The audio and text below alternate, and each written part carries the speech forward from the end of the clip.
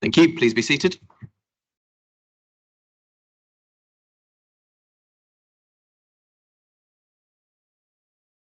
I welcome you to the March meeting of Full Council at Tottenham Town Hall. Please can attendees note the information contained on the agenda sheet at item 1 on filming of meetings.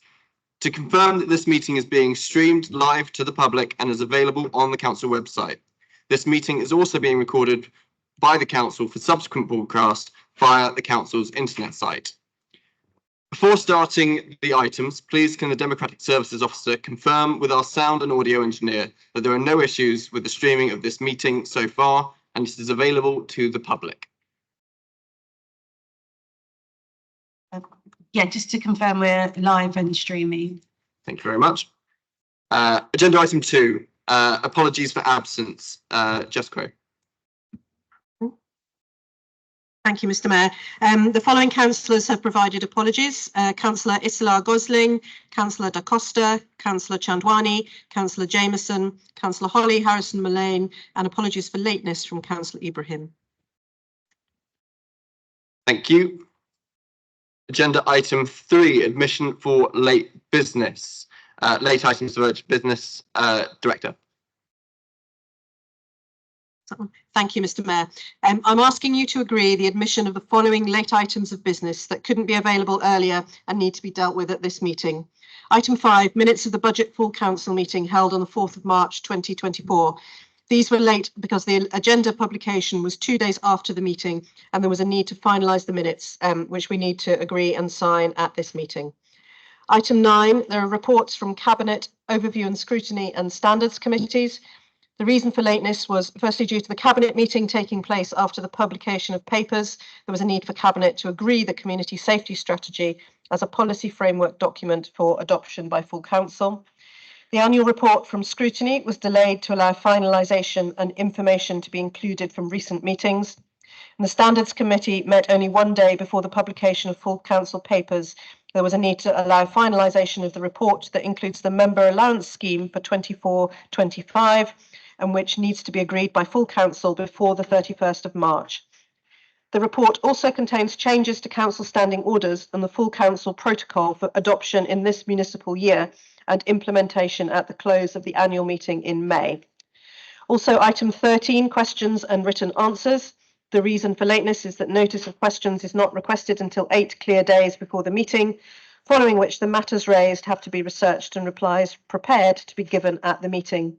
And item 14, motions. Amendments to motions are not requested until 10 a.m. on the day of the council meeting, and we have received an amendment to motion F, which has been published and distributed today in the tabled pack. Thank you. Thank you, Director. I accept these late items of business for the reasons outlined. Agenda item 4, declarations of interest. Please can members consider the information on agenda item 4 on the front of the agenda. Would anyone like to declare an interest? Good. We are moving on to agenda item 5, minutes of the council meeting held on the 4th of March 2024. I call on the Director for Culture, Strategy and Engagement. Thank you, Mr. Mayor. I would ask the council to approve as a correct record the minutes of the meeting held on the 4th of March 2024. Are they agreed? They are agreed. Agenda item 6. I've emailed my communications to members prior to the meeting.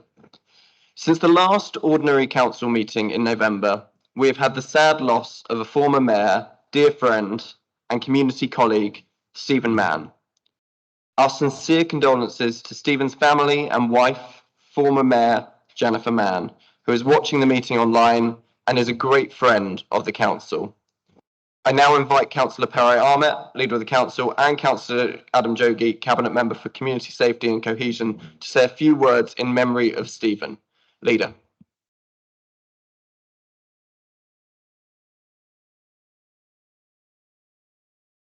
Thank you, Mr. Mayor.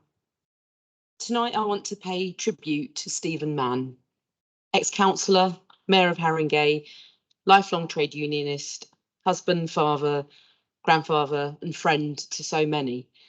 Steve was a real working class hero. a North Londoner born and bred, which led to the second biggest love of his life, the first obviously being his wife, Jen, the Arsenal. Steve was a season ticket holder and a major part of the supporters club. Yet, whilst mayor, he diligently attended meetings with Tottenham Hotspur and Spurs players and kept it very, very civil. And that's what kind of a man Steve was. Steve was my ward colleague in Knoll Park. We laughed, we cried, we campaigned, and we kept on campaigning. And there was no one better to do this with. I know I speak for so many when I say that Steve was an amazing man and a very kind man. He championed Haringey and was ever present, even when he stopped being mayor and councillor, present at all of our civic events, celebrating all that is great about our wonderful borough. Steve will be very much missed. Long may his memory live on. And our thoughts remain with Jen, Claire, Kevin, and all those who knew and loved him. And just a message to them that they remain a major part of the Haringey family. Thank you. Thank you, Leader. Councillor Jogee. Thank you, Mr. Mayor. I'm very pleased to be able to say a few words about our friend Steve. And as I do, I think of our former colleague Jennifer, his family, his children, grandchildren, and family. He was very much a gentle giant and always willing to offer a hand and a word of advice and support to those around him. Steve was very much a local boy through and through, from his first days in Finsbury Park, many years living in Crouch End, and then his beloved Hornsey, working in Knoll Park, serving as our mayor in Haringey, and then his final days in Hackney at St Joseph's Hospice. The community flowed through his veins. As the leader says, he was a proud trade unionist. He was a champion and defender of working people all his life and was the very best ambassador of the Labour movement. And you can read and understand a bit more about his life in his wonderful book, which, and I've just checked again, is online, sale online on Amazon for a bargain of £7. And if you need the link, I'm sure we can have it circulated in the minutes of the of this meeting. But it's a wonderful and inspiring read, and I recommend the book as gifts for those closest to all those present. Now, Mr. Mayor, you can't think about Steve without thinking about Jennifer, and from the way he stood by her, literally, as she experienced very serious health issues a few years ago, to seeing Steve wherever you saw Jennifer and vice versa. They were a total unit, and so much so that on the day that Jennifer stood down as Mayor of Haringey, Steve kept the flag flying as he was sworn in as Deputy Mayor. They brought a commitment, an elegance, and a style to the mayoralty that restored its reputation, and not without time. As Steve was dying, he said to his family that they and all of us should be slow to anger and quick to forgive, and that the meaning of life is to spread joy. Steve, throughout his working life, his political life, his union life, and his family life, spread so much joy, and you could see that by the number of people who turned up to his funeral. Politicians past and present, friends from his beloved Arsenal, the union, our community, his family and friends, and just so many people who wanted to say thank you and goodbye to a great guy. So let Steve's final call be our collective mission in the months and years ahead. Thank you, Councillor Jogee. We have also recently been sad to hear of the passing of Elizabeth Balgobin, Deputy Lieutenant of Greater London, and I will say a few words after some, we've already done that bit. Afterwards, we will hold a minute's silence in tribute to Stephen and Elizabeth. Elizabeth lived in Seven Sisters, and on appointment as Deputy Lieutenant of Greater London in February 22, joined Peter Baker and Bibi Khan as part of the Haringey team. She attended several civic and lieutenancy events in her relatively short time in the role. Elizabeth also worked in a range of senior roles in UK charities during a career of more than 3 decades and had a number of key roles in the voluntary sector. She was most recently chair of Voice for Change England, which advocates for the Black and minoritized voluntary and community sector. There have been numerous tributes paid to Elizabeth on social media, which clearly show how highly regarded she was in the voluntary sector and her passion for social justice and compassion for those in need will be sorely missed. We will now stand in a 1-minute silence to remember Stephen and Elizabeth.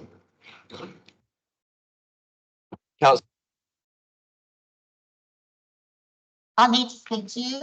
because I did inform Aisha about another councillor who passed away at about the same time as Stephen Mann. And it's custom and practice that we should do, no matter if they're not Labour councillors, that we should recognise that's a fact as well. So I'd like to mention that Councillor Brian Salinger, who was a councillor, a Tory councillor in this council, and then he left us and then he went to Barnet and became a councillor there and a future mayor there. And I think we ought to recognise the fact that he's also passed away and was a member of this council. Yeah, we will put that in the minutes. Thank you, Councillor Thank Peacock. you. Thank you.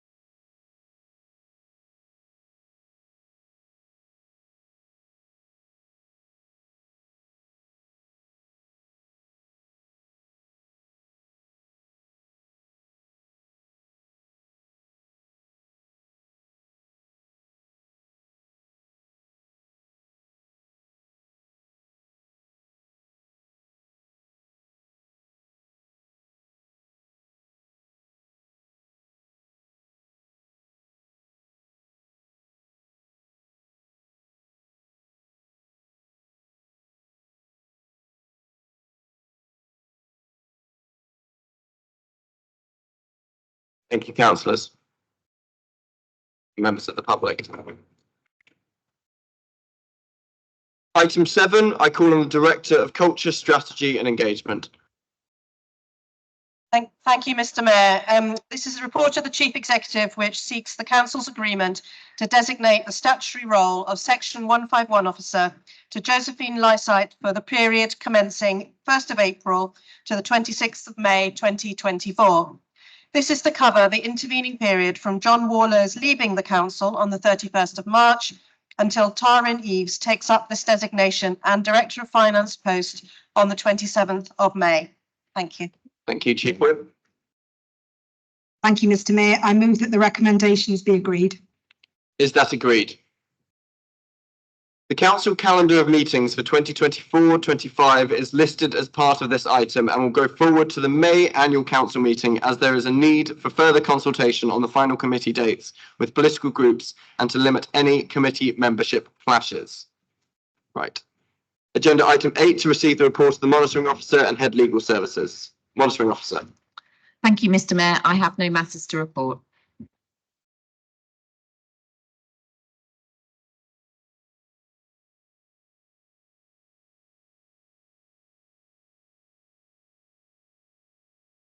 Sorry, apologies, I missed my pages.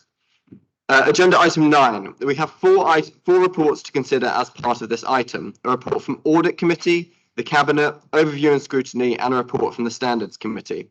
I first call on Councillor Dogan to move his report and recommendations on the appointment of independent advisors to the Audit Committee. Councillor Dogan.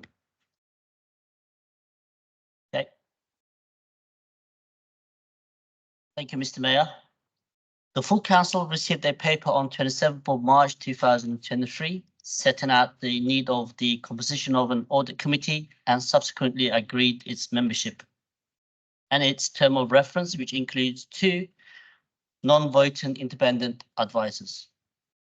Following the establishment of the audit committee and addition of its terms of reference to the constitution, which requires the inclusion of 2 independent non-voting members of the audit committee. The role of the independent members was widely advertised in Haringey. The appointment panel consists of the head of the audit and the risk management, the director of finance, and the head of legal and governance. The appointment was conducted in the line with the council's HR process, who supported the appointment process. Suitable candidates who had applied were shortlisted and interviewed from June to September 2023. Following the completion of the exercise, the panel appointed 2 independent advisors in line with the process set out in the full council papers from 27th of March 2023. The chair of the audit committee was consulted during the appointment process and updated on the progress of the recruitment. In line with the paragraph 2 of the committee procedure rules contained in part 4 of the council's constitution, the full council is asked to approve the appointments and their allowance payments. We recommend the appointment of the 2 independent non-voting advisors, Rini Diba and Reyes Jacobs, for a period of 4 years, backdated commencing on 1st of October 2023 and ended on 30th of September 2027. We recommend that each member advisor receive an allowance of 1,250 per annum. Thank you, Mr. Mayor. Thank you, Councillor Dogan. Are there any questions on his report? Are the recommendations of the report set out at page 5 of the original pack agreed? Thank you, they are agreed. I next invite Councillor Jogee, Cabinet Member for Community Safety and Community Cohesion, to move his report on adoption of the Community Safety Strategy. Councillor Jogee, you have up to 5 minutes. Thank you, Mr. Mayor. I won't take 5 minutes. I just want to say a couple of quick things. Firstly, this has been a really big piece of work, so thank you to the officers who've led on it, Heather Hutchings and Joe Benmore. Thank you to the more than 1,000 people who contributed, shared their views and helped shape the document of the strategies. They provide the framework through which the relation between the police and the council and the community on reassurance, on monitoring, on engagement can take place to keep the community safe, and I formally move. Thank you, Councillor Jogee. Are there any questions on the report? Seeing none, are the recommendations of the report set out in the table pack at page 1 agreed? They are agreed. I next invite Councillor White, Chair of Overview and Scrutiny, to introduce his report. Councillor White, you have up to 5 minutes.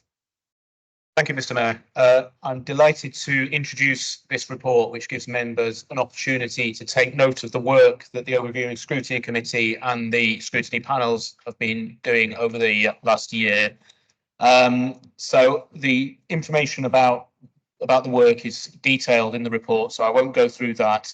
I just wanted to mention the hard work that Scrutiny have done on the budget. Obviously, that was a little more work than usual this year because of the very, very difficult task that we've had in passing a balanced budget. And I'm really glad that the detailed scrutiny that we undertook and the recommendations we've made have assisted in the passing earlier this month of a balanced budget this year. Obviously, this is an annual report because this is the last full council meeting before the end of the municipal year, but the work doesn't end here. We're starting on a scrutiny review on the back of the budget of financial planning and financial sustainability. We're coming towards the end of our work on the scrutiny review on the prevention of violence against women and girls. We've been doing site visits. Only today I went with Councillor Worrell and other members of the Housing Planning and Development Scrutiny panel to see some of the fantastic work that's been done in building council homes in the borough. So we're carrying on with our work. And I just want to thank the chairs, the members of the Overview and Scrutiny Committee, all the members of all the panels, and of course the officers, the scrutiny team, for all their work, without which we wouldn't be able to do what we do. Thank you very much.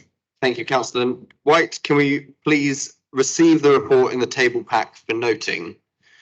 I next invite Councillor Ali, Chair of Standards, to introduce his report with recommendations of the Members' Allowance Scheme 2024-25 and changes to the Council Standing Orders and Full Council Protocol. Councillor Ali. Thank you, Mr. Mayor. I won't take the full 5 minutes, of course. Just to note the 4 recommendations on page 15, the member scheme allowances for the new financial year 24-25, and also to note the amended standing orders, and also to note that the updated carer form. I do hope those members who have caring duties please take that on board and consider actually claiming. And finally, just to express my thanks to the members of the Constitutional Working Group for their efforts, the majority whip, the minority whip, but also the other members, Councillor Hymas, Councillor Blake and Councillor Rice, for their efforts in reviewing our constitution. Thank you. Thank you, Councillor Ali. Are there any questions on the report? Are the recommendations of the report set out in the supplementary pack at pages 15 and 16 agreed? Fantastic. Item 10, I call on the Cabinet Member for Climate Action and Environment and Transport and Deputy Leader of the Council to talk about the 13th Annual Carbon Report. Councillor Carter, you have up to 5 minutes. Thank you, Chair. And if I was to list all the things that we're doing as a council and as a borough to tackle climate change, it will take a lot longer than 5 minutes, probably a lot longer than 10. So I will only cover a few things. I'm proud to introduce the 13th Annual Carbon Report, a comprehensive assessment of our progress towards our ambitious goal of making Haringey a net zero carbon borough by 2041. We are I'm not saying that we are the best, but we are the only council, as far as we know, that has the delivery of the annual carbon report within its constitution, and therefore something that has to come to full council. This report is a testament to the dedication and hard work of our council officers, our partners, and our community in addressing the urgent challenge of climate change. It highlights our successes, identifies areas for improvement, and sets out a clear path forward. Everywhere has seen a post-pandemic rebound in emissions. However, Haringey outperforms neighbouring boroughs and the national average as the London Borough with the second lowest rebound emissions. Haringey is also ranked in the top half of London boroughs in terms of climate action. I am pleased to report that we have achieved a 17% reduction in our carbon emissions since 2015. However, we recognise that this is not enough.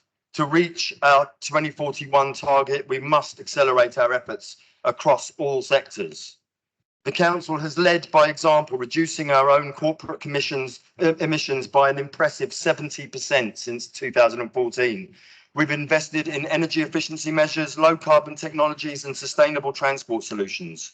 But we know that the council's emissions are just a small part of the bigger picture.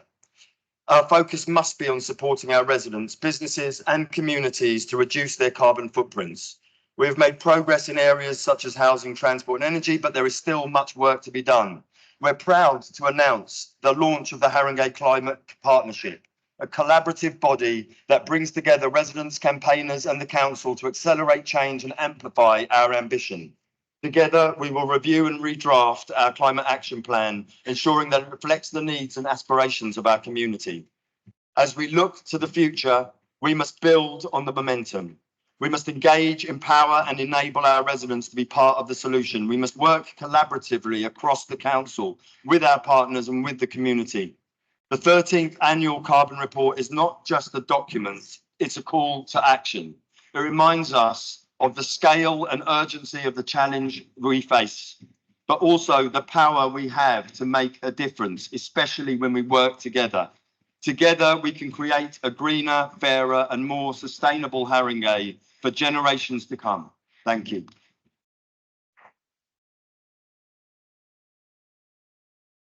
Thank you, Councillor Garcia. Can I just clarify that you move the report and its recommendations? I move the report. Thank you, Chair. Thank you. Can you turn your mic off, please? Is the report agreed? Mr. Mayor, can I ask a question? Yep. Councillor Emery. Thank you. In 2014, Haringey set a target of reducing car use by 50% to be hit by this year. Haringey missed this target. I was wondering, why did it set this target if it knew it had no ability to control it? Is there any target set in this climate action plan that you think it might miss as well? Councillor Carter. Thank you, Councillor Emery. We obviously the need to tackle climate is urgent. It grows urgent, more urgent with every passing year. Haringey actually beat its 2021 target in reducing emissions, but in terms of the borough, and that 2014 aim was for the whole borough. Being able to work as a borough to achieve the massive reductions is a much harder challenge. But we have managed to move exceptionally well. And like I said, we are in terms of the rebound from 2021, we are the second lowest rebound borough in the country. So we are working as fast and as hard as we can. We're working closer every year with our residents. So we will be seeing more and more emissions reductions at greater pace and at greater scale in the years to come, and in the months and years to come, I should say. Thank you, Councillor. Councillor Mason. Thank you. And congratulations on those figures, Councillor Carter. I know that there's taken a lot of work to bring down the emissions, and I'm grateful for the work that you've been doing. I just wanted to ask you about the climate partnership strategy and whether that will be rolled out across all the borough. I know in my ward in Bounds Green, there's been a lot of discussion about certain problems that there are, about the amount of green space, but also about the some of the crossroads, particularly around Bounds Green. And so having a local strategy as well as that fits into the overarching strategy is really important to us. Thank you. Thank you, Councillor. Councillor Carter. Councillor Mason, can you turn your mic off? Thank you, Councillor Mason, and thank you for the support in terms of what we're doing to reduce emissions. Absolutely, the Haringey Climate Partnership, which is a unique and groundbreaking programme, will involve the entire borough. In fact, I can say tonight that we have a launch date of May the 16th. And that will be a hybrid meeting. We'll be looking to engage as many people as possible. That we're doing a lot of comms on this so that we can reach out to as many people. We've got so many local people across the borough, east to west, who are involved in micro actions and small programs, projects locally. We want to bring everybody together, and we want to see exactly by leading on what the community's priorities are and mixing that with the council's priorities. But absolutely, we'll be listening to that, and I'll make sure, please look out for communications on the launch. Thanks. Thank you, Councillor Carter. Is this report agreed? Thank you. Agenda item 11, Haringey debate. To remind members of the process, I will introduce the debate and I will then invite the guest speakers to both speak for 5 minutes each and a total of 10 minutes. We will show a short video for 1.5 minutes associated with the debate. We will then start the debate. The Cabinet member will respond to the debate and I will make some closing remarks. So it gives me great pleasure to introduce this debate, celebrating Haringey through sport and the arts. With the constitutional changes that we have just passed, this will be the final mayoral debate. And when I came up with this, I had not planned for the debate to coincide with the Borough of Culture, but it is truly a testament to Haringey that we won in 2027. And I am envious of whoever gets to be mayor in 2027. Thank you very much.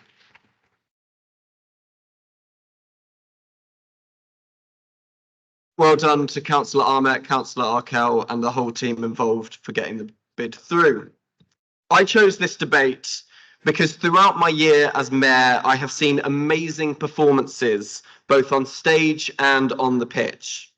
It was one of my proudest moments going to the London Youth Games out of Haringey, but in Hackney, unfortunately, but these are the things that we must do as mayor, to watch our hockey and tennis teams get to the semi-finals and help bring the London Youth Games trophy back to Haringey for a second year in a row. This is no small achievement for a borough like ours, and I would like to thank Burke and Michael, their coaches and their whole teams for the hard work they have put in, not only in the last 2 years, but the last 2 decades. Thank you both for being here today, and I look forward to your words.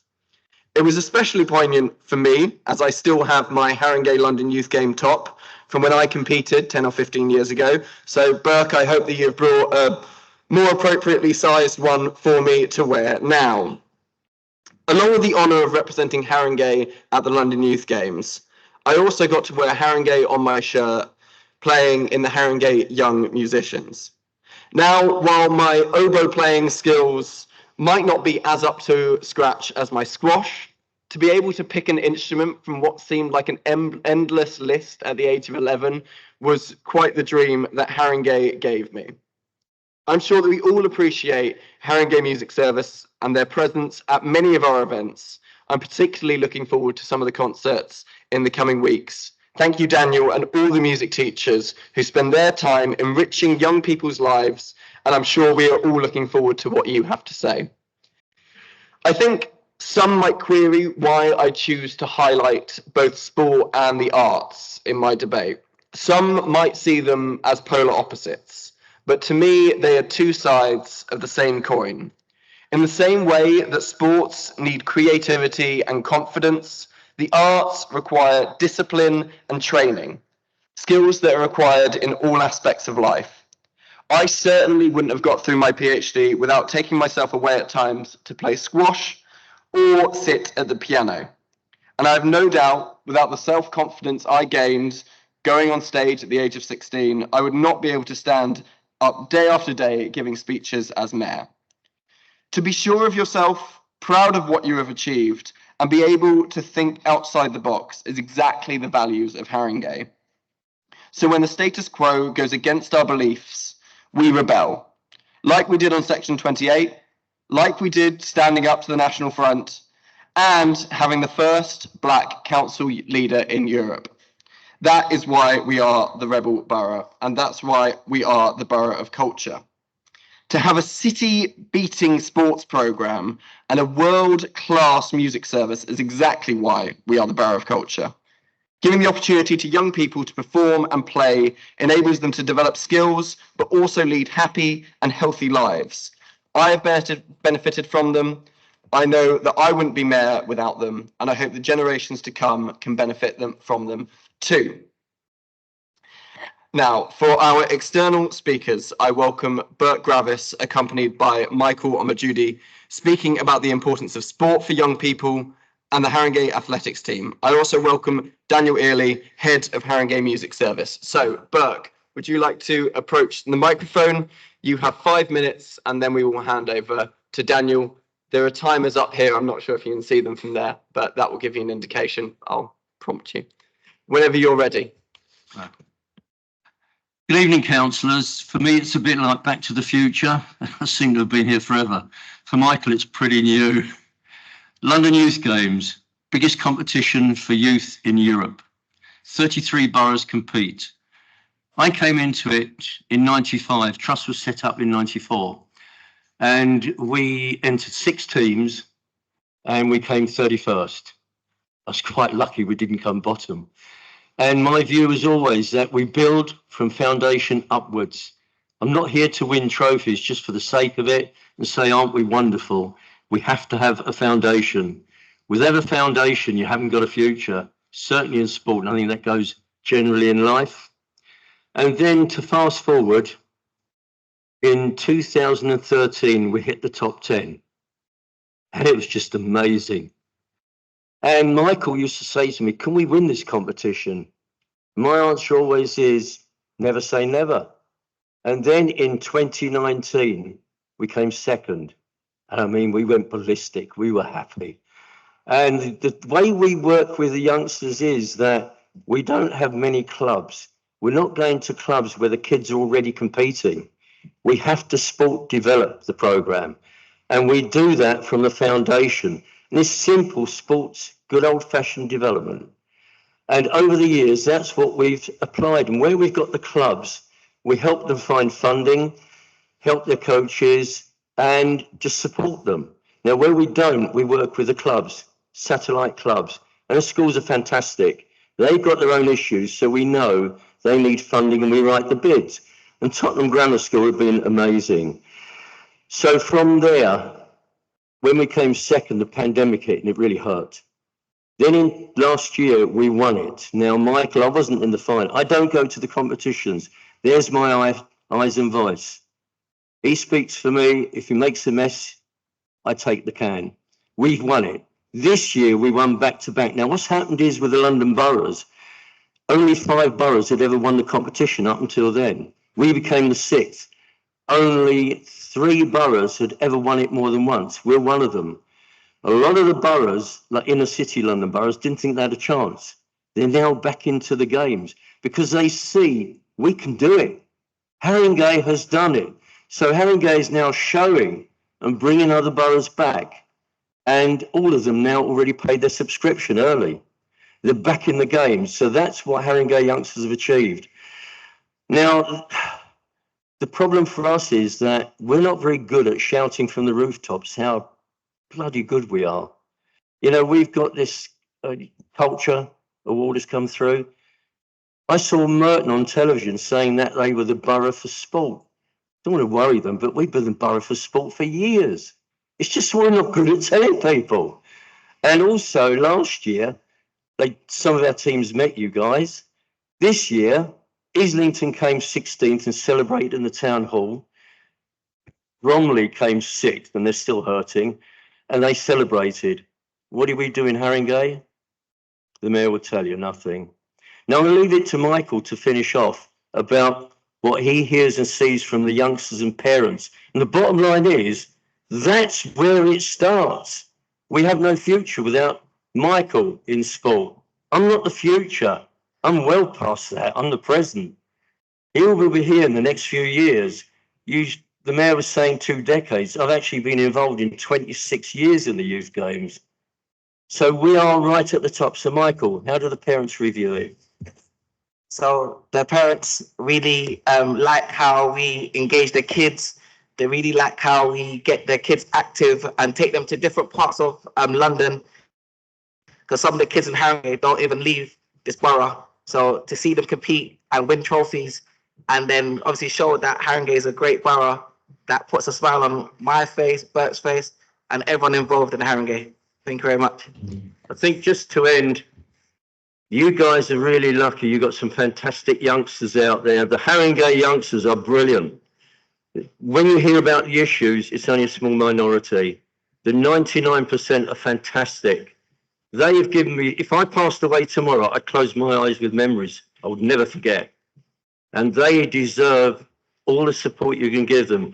And Mayor, I hope you will publicise the 2 sporting events we're doing for your charity, because you're one of them. And I did try and persuade Alan Dobby to play against you, a former mayor, but when I emailed him, I gave him a heart attack, and I can't tell you what he told me to do. But it would be good if some of you could come along, and especially the football match against the Americans on the 26th of March, 5 o'clock kickoff at New River. I'll even buy you a cup of coffee. Listen, thanks for listening. Thanks for your time. And we do need your support, please. Thank you very much, Bert. Thank you.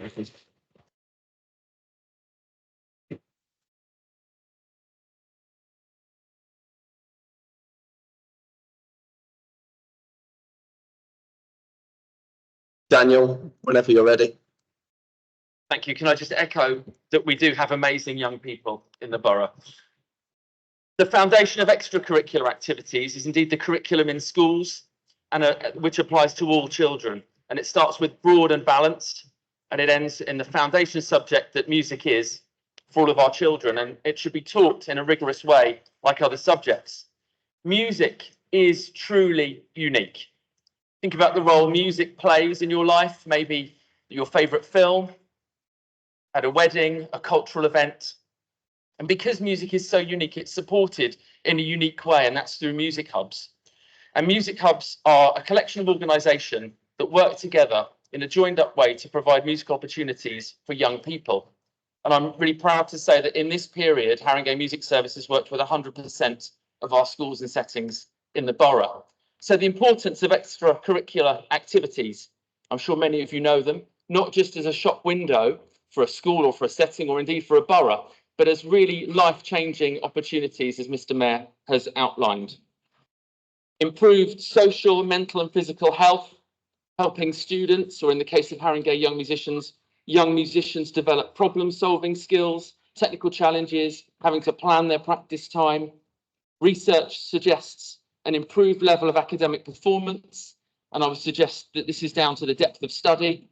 Activities can be inclusive, diverse, and reflect a wide range of cultures And in Haringey, this includes performing on non-Western instruments and in different types of music. It helps people develop close friendships as they're working with like-minded people. And I'm reminded that some of my best friends are those musicians that I've met at the early days of music college. Providing young musicians with something different can take them away from the stresses and the perceived stress of the classroom. Young musicians are often more confident and expressive, and they feel really proud, as has been alluded to already. And in that case, or in the case, that can mean that young musicians get their way into the music profession and into music industries. There's also evidence that suggests that there's higher attendance at school, not to mention enhancements to young people's CVs and skills that they will develop in later life, including transferable skills, and also finally the arts for art's sake. So the key ingredients that Haringey Music Service use, some of them are taken from the National Plan for Music Education, a document originally published in 2011 by the Department for Education, and then revised in 2022 and now jointly published by the Department for Education and the Department for Culture, Media and Sport. And here are our 9 ingredients. Progression. Extracurricular activities are not just activities, they're not just nice things to do, they're embedded in progression. You could be a young musician in a Year 4 class who starts with a whole class project, who then joins a training band, an intermediate band, and then eventually makes their way to one of our flagship ensembles, such as the Haringey Young Musicians Symphony Orchestra. We have 143 skilled music teachers who are at the top of their game, many also working and performing professionally, arranging and composing in London and beyond. Partnership. I'm proud to say we have 41 local, regional and national partners who really help us because we can't do it on our own. Many of those are council departments such as Haringey Libraries and Early Years, but we also heavily lean on external partners such as Alexandra Palace, Haringey Education Partnership, the London Sinfonietta, New River Studios, Music Mark and Wigmore Hall, to name a few. Our developments in youth voice have been impacting as we have 2 members under 25 on our independently chaired Hub Advisory Group. And we are a listening service, a key musical skill. We have excellent organisational support, and this enables us to take our young musicians on tour. Last year they visited Sardinia, and this year, in just a few weeks' time, they will be off to Hungary. But we've got specialist equipment, which we can't expect our schools to have. And most importantly, we support families that need that financial help with subsidies for music lessons, instrument hire, and attendance at free ensembles. We have music making opportunities all over the borough at what we call Haringey Young Musicians Hornsey, Haringey Young Musicians Tottenham, based at Duke's Aldridge Academy, at Alexandra Palace, the home of Haringey Vox at Chestnuts Community Centre, and our Steel Pan Hub at Holy Trinity. The final thing is access. And access comes into 2 parts. It comes into part 1, the one bus policy, where our provision is based on 1 bus wherever you are in the borough. And part 2 is our creative approaches to music making, including our partnerships with the Haringey Library Service. So in summary, extracurricular activities provide vital pathways for enriching our young musicians across Haringey, and I'd welcome members to attend any of our concerts, all published on the website. Thank you very much.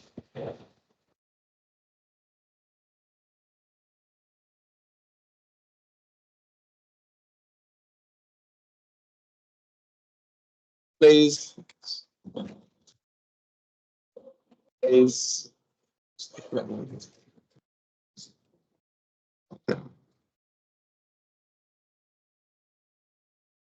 Thank you, security. Thank you, Burke, Daniel and Michael for your contributions. I will make sure that I pass around details of your upcoming events to all councillors. Before starting the debate, we will now show a short video on the Haringey Awards as the Borough of Culture for 2027. Please turn your eyes to the screens. Hi, I'm Councillor Perai Ahmed and I'm the leader of Haringey Council. Having been born and brought up in Haringey, I know what a truly creative and vibrant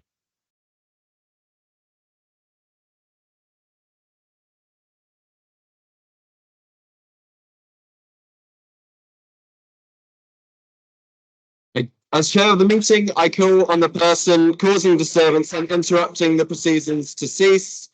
If the disturbance continues, After 2 warnings, in accordance with Council Standing Order 223.2, I will call for the area of the meeting to be cleared. Please, can the member of public?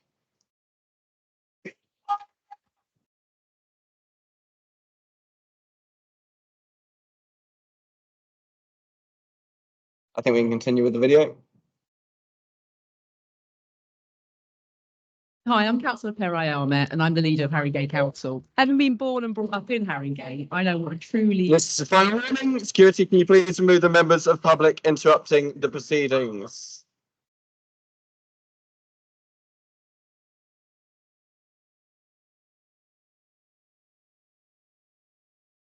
Fun?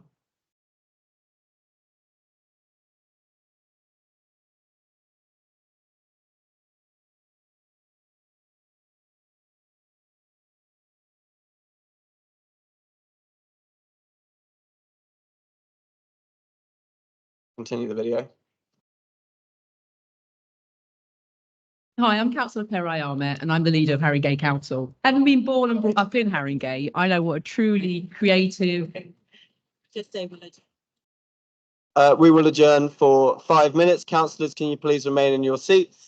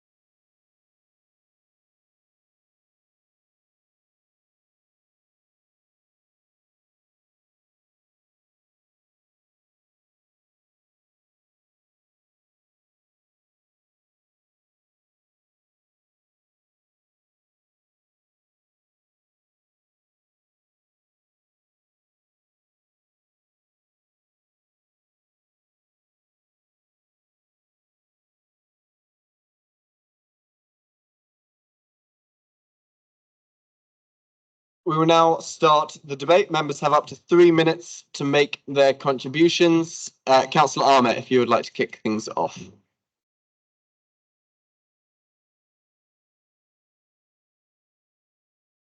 Thank you, Mr. Mayor. Before I start, I actually want to make a point, and that's for everyone here in this room, that no member should feel intimidated and harassed and threatened whilst carrying out their duties as elected members. And however strongly anyone feels about a cause, directing it at people who have nothing to do with it is just simply not on. And I just really want to send a message. This council will not tolerate that type of violent behaviour. Okay, and I want to make that abundantly clear.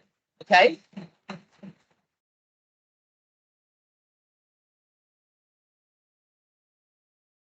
And that's where the rebel aspect comes in. Mr. Mayor, need I really say more? It's an incredible moment for us to win London Borough of Culture in 2027, and we are so proud of our newly claimed title of Rebel Borough. We have been labelled many things over the years, but this title sums up the very best essence of Haringey and the thriving culture and talent our borough is home to today. We will wear this title with pride as we head towards planning and hosting this fantastic year together with all residents. And this win couldn't have come at a more poignant time. Austerity has decimated arts and culture across the UK, with funding slashed, clubs closed, cultural hubs, arts institutions and creative spaces slimmed down to the bone.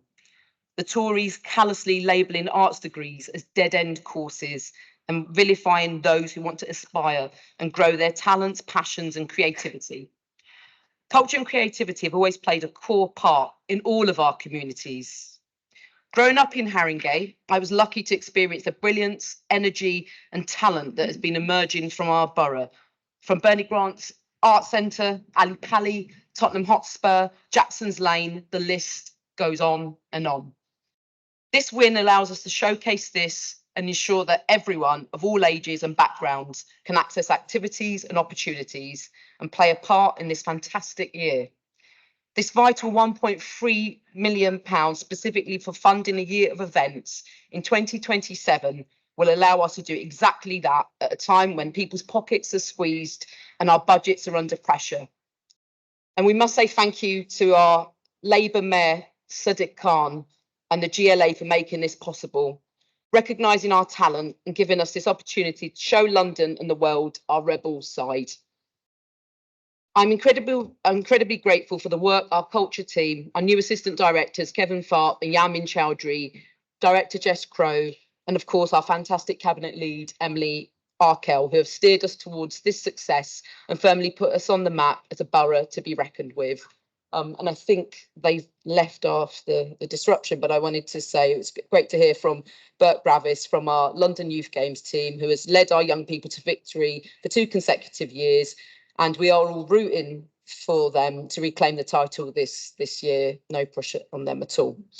And Daniel Early, who's still here, okay, who has been a key figure in Haringey for many years and whose team in the Haringey Music Service has helped to capture young talent and nurture it into confidence and passion. So I really look forward to this debate today, to hear some of the stories, listen to some of our community's successes and to start our exciting journey to 2027, where we will host the most rebellious year, which everyone in our rebel borough will enjoy and remember for years to come. Thank you. Thank you, Leader. Using Mayor's discretion, I did extend the time given the introduction to your comments. Councillor Emery. Thank you, Mr. Mayor. Before I start, I'd like to say I don't quite see what was violent about what I just saw those residents doing. Regardless of whether you agree with them or not, I personally see the right to protest as a right. Point of order. Point of order, please. One of our officers was threatened yesterday outside the council offices. The fact that you don't feel threatened by anything is absolutely wonderful for you. But it's really, really not very respectful to those that do.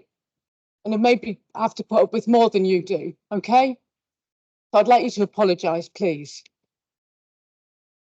I didn't see anybody threatening the officers, but if they were, then obviously that's unacceptable behaviour.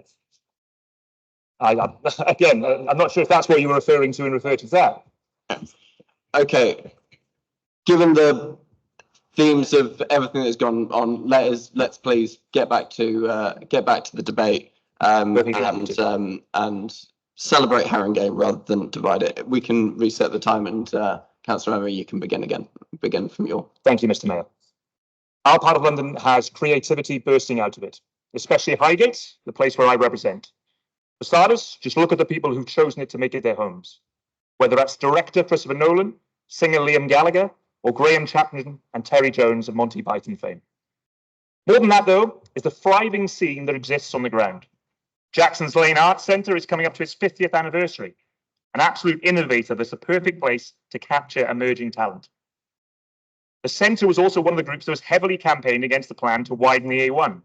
I'm not sure how that campaign ever got off the ground in the first place, but thankfully it was stopped by the great people living in Highgate at the time, and I look forward to attending the events celebrating the centre's upcoming birthday. Another venue I'd like to highlight is upstairs the Gatehouse. The award-winning theatre has been managed for 25 years now by John and Katie Plews, but in a very exciting change, the creative reins have been passed over to a couple in their 20s. A brilliant example of how young creative talent can be nurtured. Across the country, though, that is a rare thing. As an example of how difficult it can be, half of UK musicians earn under £14,000. Participation in creative fields of school has dropped by 50% in some areas. This is a particularly shocking statistic, as we know, from research released by the Education Policy Institute a few weeks ago. But in attending extracurricular clubs during secondary school is associated with a range of positive outcomes when young people are in their early 20s. Students who attend clubs have a higher probability of progressing to higher education and being in employment. The research also finds an association between attending some types of clubs and self-reported poorer health as a young adult. That's why the London Liberal Democrats, fronted by Holborn and Pancras PPC Charlie Clinton, have come up with a plan to help. That involves restoration of funding for education, removing barriers to musicians touring the EU, and, most importantly, a levy on large venue ticket sales to fund grassroots venues. We'll be campaigning on this idea heavily, and we look forward to having some support for the idea. Our creative arts are so vitally important to us. They unify us in a way that nothing else can. And with times across the world as they are now, we need unity more than anything. Thank you. Thank you, Councillor Emery. Councillor Brennan. I'm delighted that Haringey Council has won the bid to become London Borough of Culture for 2027. A year-long festival where we'll see cultural activities celebrated in all wards from the east to the west of Haringey. From the Bernie Grant Centre and Bruce Castle Museum in the east to Jackson's Lane and Alexandra Palace in the west, we try to provide something for everybody in Haringey. I'm particularly keen on how we as a community can start our young people early in the arts. The arts enhance our well-being, contributing to a balanced life, providing a welcome foil to help us combat the stresses of every day. I consider that involvement in the arts for young people is very important for the development of a rounded, happy attitude to life. I'm also keen to provide opportunities for all, so that no groups are excluded for cultural or financial reasons, and I'm particularly pleased that Haringey makes such inroads to ensure that these opportunities are available. As well as venues hosting multiple performances, to name but a few of the exciting ongoing projects, the Bernie Grants Centre hosts North East London Youth Jazz and a free summer art school. The wonderful Jackson's Lane runs a free youth circus course right across Haringey, with the Youth Circus Showcase later this month. Alexandra Palace runs a performing arts school, including bursaries. Bruce Castle Museum works tirelessly with school parties to enhance their understanding of our local heritage. We have small-scale local projects burgeoning all over the borough. In the West, with Bruce Castle and Lottery Fund help, school children across the borough are already visiting the site of an original Roman kiln being reconstituted in Highgate Woods. At the Muswell Hill Centre, Club Youth provides free weekly dance lessons for teenagers, along with basketball, table tennis and football. Our treasured libraries have lots to offer too. We already host author talks, such as at Muswell Hill from Michael Rosen and Enid Richmore, plus book clubs and toddler and children's sessions such as Wood Green Rhyme Time, a mixture of traditional nursery rhymes and modern children's songs. In future, I look forward to working with the Friends of Muswell Hill Library to include new innovative projects for young people, educative, musical and artistic, in our programme. And so to music. Our Haringey Music Service is one of the best in London. We have choirs, bands, orchestras, jazz and classical for beginners and advanced, wonderful concerts in the Albert Hall, youth players touring with their groups all over the world. I'm so proud that whole class learning is offered with the chance for every child in primary school year 4 to learn an instrument. It's an innovative and fun programme ensuring that many of our children develop a love of music for life. I'm pleased that the Music Service funds individual lessons where needed, so no child has to miss out. Overall, in a time of budget austerity, we should be very proud. Well done, Haringey. Thank you, Councillor. Councillor Rossetti.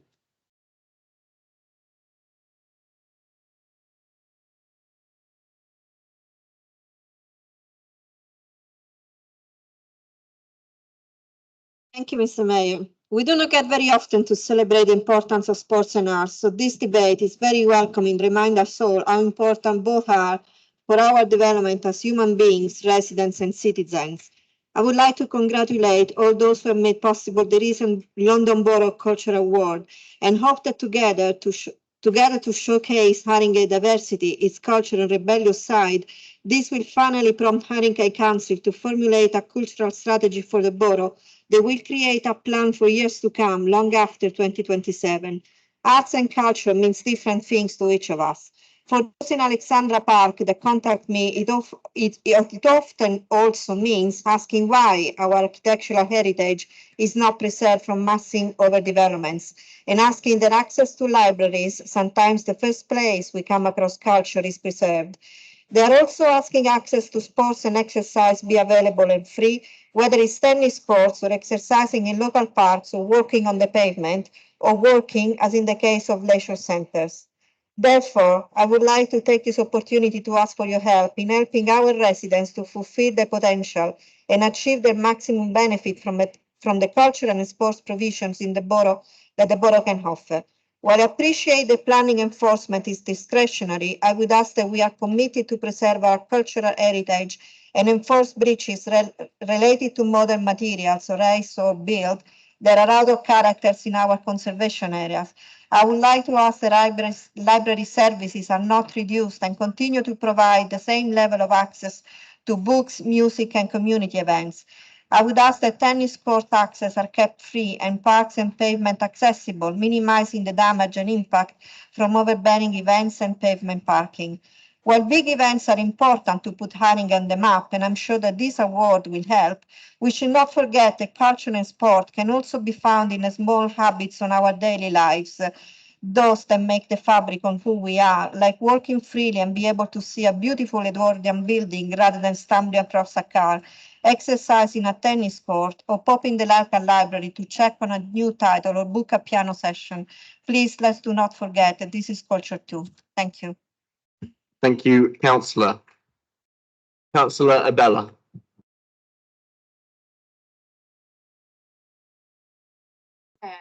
Last year, led by my colleague, Councillor Gunes, I was among a group of councillors who conducted a scrutiny review of young people's participation in physical activity in Haringey. And it was a really wonderful experience. We heard from many voluntary organisations, council officers who spend their time making sure that young people in our borough have a fantastic access to sports provision. But what really struck me about this experience was that expert after expert who came to speak to us told us that our young people aren't moving enough. Sport England told us that only 45% of young people in London do 60 minutes of activity a day, a figure that is even lower here in Haringey, according to a 2022 questionnaire. And across the country, far fewer girls than boys meet the National Medical Officer's weekly physical activity recommendations, a difference that is even more stark when you isolate the figures for girls from BAME backgrounds. And so while today we rightly celebrate Haringey's 2 back-to-back victories in the London Youth Games, and thank Burke and Michael, who unfortunately are no longer here to hear this, for giving our youngsters this fantastic opportunity, let's not forget that there's still a mountain left to climb to widen youth access to sport. Of course, we're not shying away from this challenge as a council. Our holiday activities programme provides children eligible for preschool meals with free access to basketball, badminton, volleyball and a host of other sports. We've supported the Junior Park Run in Priory Park and co-funded Pedal Power, a cycling club for people of all ages with learning disabilities. With 25 school streets already and more on the way, we're encouraging parents to walk their children to school. And by taking the courageous step, bringing our leisure services in-house, we will ensure young people across the borough can access high-quality gyms and pools. And where this government has failed by not guaranteeing equal access to school sports to girls, a policy a future Labour government would reverse, Haringey's voluntary organisations have stepped up, with the Selby Trust offering a popular girls' boxing class, and in my ward, the London Mets becoming just one of 7 clubs offering baseball training to young women. So to every young person in Haringey, look through the free and accessibly priced sports activities on the council website. There's so much available to you because this isn't just the borough of culture, it's also a borough of sport.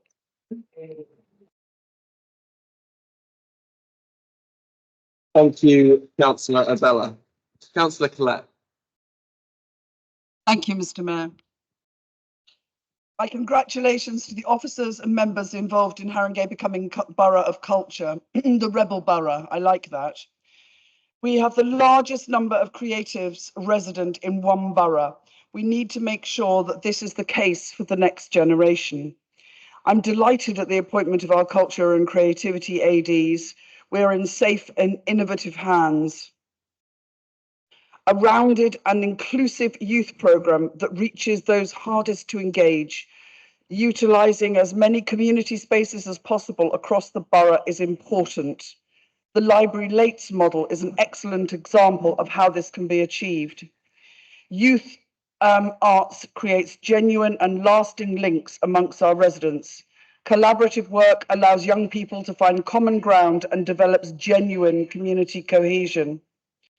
Extracurricular provision for rising talent in the face of a restrictive school curricula is imperative. In an increasingly competitive arts market, our young people need to stand out, to have that gem of individuality and leadership. Talent pipelines are the way forward, and we have 3 great theatre spaces. Theatre is that gateway drug to the creative arts and all those careers that branch from it. The Mayor's Youth Takeover Day was excellent. It should be expanded to our creative spaces, engaging young people in all of the creative and technical disciplines. Alexandra Palace's Creative Learning Programme with youth companies, Creative Network and BiblioBuzz are all great assets for this borough. Haringey Youth Music is the jewel in our crown. Although I do wish we could see more classical music provision offered in the east of the borough. It's great to see that the brilliant creative composition, Haringey Vox and Vox Junior are not fee-paying, an important factor in the present economic climate. Inclusion should be at the heart of all that we do. Haringey Shed and the Chaos Choir are exemplary as is the work of the Bernie Grant Arts Centre, winners of this year's Offie for Inclusion with High Times and Dirty Monsters. The Children and Young People Scrutiny Panel identified that sport and leisure needed to be linked up all provision across the borough. The same needs to happen for young people in the arts, a dedicated page with links to all internal and external curricular activities. I look forward to the year of rebellious and creative young people here in Haringey. Thank you. Thank you, Councillor. Councillor Amin.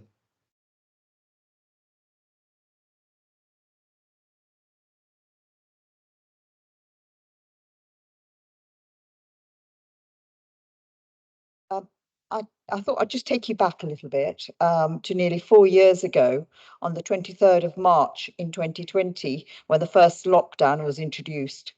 We couldn't mix with our other homes, families and loved ones, and we found ourselves isolated from everyone we knew. The closing of schools and youth centres had a devastating impact on our children and young people. At the time, we also had the rise of social media, Instagrams, Facebooks, TikToks, dare I say, the internet sucks the energy and time of young people, breeding stress, anxiety and fear. The majority of our children and young people were seriously affected by this, so the services we provided and are providing are incredibly crucial. That is why now, with the economy in such a mess, we need all the services that were mentioned by my colleagues earlier, because they open doors for young people rather than close them. Every child has a right to those open doors, regardless of their background, because they're just a young person. Haringey provides opportunities for all young people, these extracurriculars that provide support and stability, new skills, be it teamwork, learning to communicate, or just play Three Blind Mice on a recorder. The Haringey Activities and Food Programme is taken up by 27% of our children and young people, compared to the national average of 23%.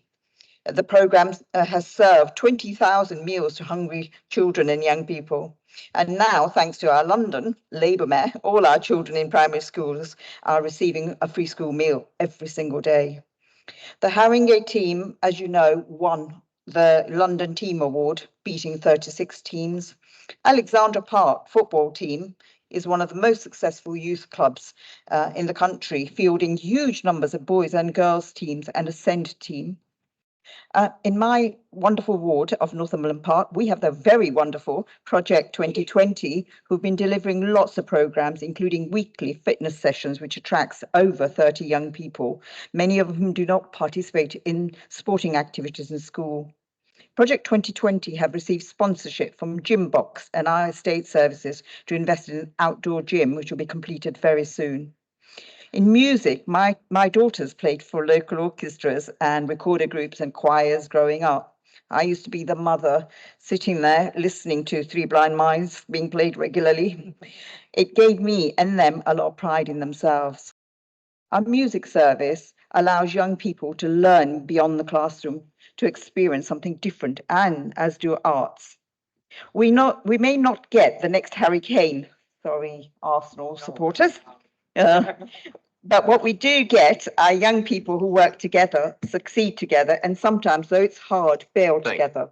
We build those isolated individuals into a community. That's what these opportunities bring, the opportunity to make a community. And we all know that's what Haringey is. It's such a wonderful place to live. And thank you, Councillor. Here, where we might be a little bit tight on time today, but we are a speaker down, so we're fine. Councillor Hymers.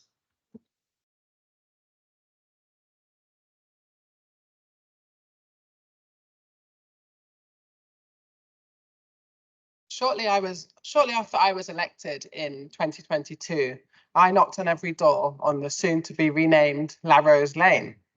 I spoke with residents about who John Larose was, how he had established the Caribbean artist movement, giving a much-needed platform to a generation of young Black artists and intellectuals. Part of his legacy New Beacon Books in Stroud Green, is the only remaining independent Black publishing and bookselling entity, and it continues to preserve the writings and contributions of marginalised people for generations to come. And it was John La Rose who said that the deliberate withholding of information from generation to generation is a tactic with a long history to deny oppressed communities a sense of their own culture, history, and politics. When I speak to the LGBTQ community in Haringey, I tell them about the outpouring of creativity that came with the resistance to Thatcher's homophobic Section 28. It's worth remembering that the spark for that repressive campaign of anti-gay hate was a children's book, Jenny Lives with Eric and Martin, that depicted a gay family relationship. But that's why we are so fortunate to have the archives at Bruce Castle Museum. And I was delighted to join the Mayor to talk about Haringey's pioneering gay and lesbian unit, as well as the parallels with the rising anti-trans hatred that we see today. When we support and invest in the arts in Haringey, we are protecting the identity and the culture of groups that the Conservative government would prefer to be forgotten. Across England, we are seeing, according to research by the Performing Arts Union Equity, austerity has meant that councils are spending 40% less on arts per person than they did in 2010. In Haringey, we are also seeing an alarming trend of live music venues threatened with closure due to rising costs, like the Post Bar in Tottenham, which is currently crowdfunding for its survival. That's why our designation as the 2027 London Borough of Culture, Haringey, the Rebel Borough, is so important. It's our history of resistance, of joy in the face of adversity, and we're gifting that to our young people today. So in that vein, I wanted to finish with a short extract from a poem by Linton Kwesi Johnson, who I saw at Bernie Grant Arts Centre a few years ago, called Beacon of Hope, that's dedicated to John La Rose. Welcome, nocturnal friend, I name you Beacon of Hope. Tonight, fear fades to oblivion as you guide us beyond the stars to a new horizon. Tomorrow, a stranger will enter my hut, my cave, my cool cavern of gloom. I will give him bread. He will bring good news from afar. I will give him water, and he will bring a gift of light. Thank you.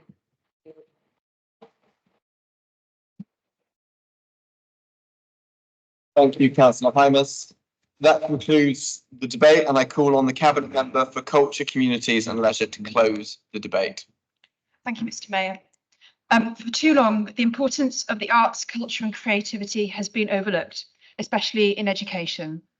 We know the importance of the arts, culture and sport, and the need to be at the front and centre of the offer we have to make to children and young people here in Haringey. Access to these activities is important for people's well-being, as well as the immeasurable benefits that people gain. Our goal is to ensure these sectors are open to everyone by breaking down barriers to opportunity and unlocking talent, especially in children and young people. I want to thank Bert Gravis from the London Youth Games, who unfortunately has left, and Daniel Early from the Haringey Music Service for all the work that they do, contributing to supporting our young people in sporting and musical activities. Here in Haringey, we are very proud of our rich cultural history as radical activists, as well as our cultural diversity and the warm welcome our borough has provided to many communities from around the world, giving us global artistic connections and buzzing grassroots community culture from music, dance and poetry to food, fashion and design.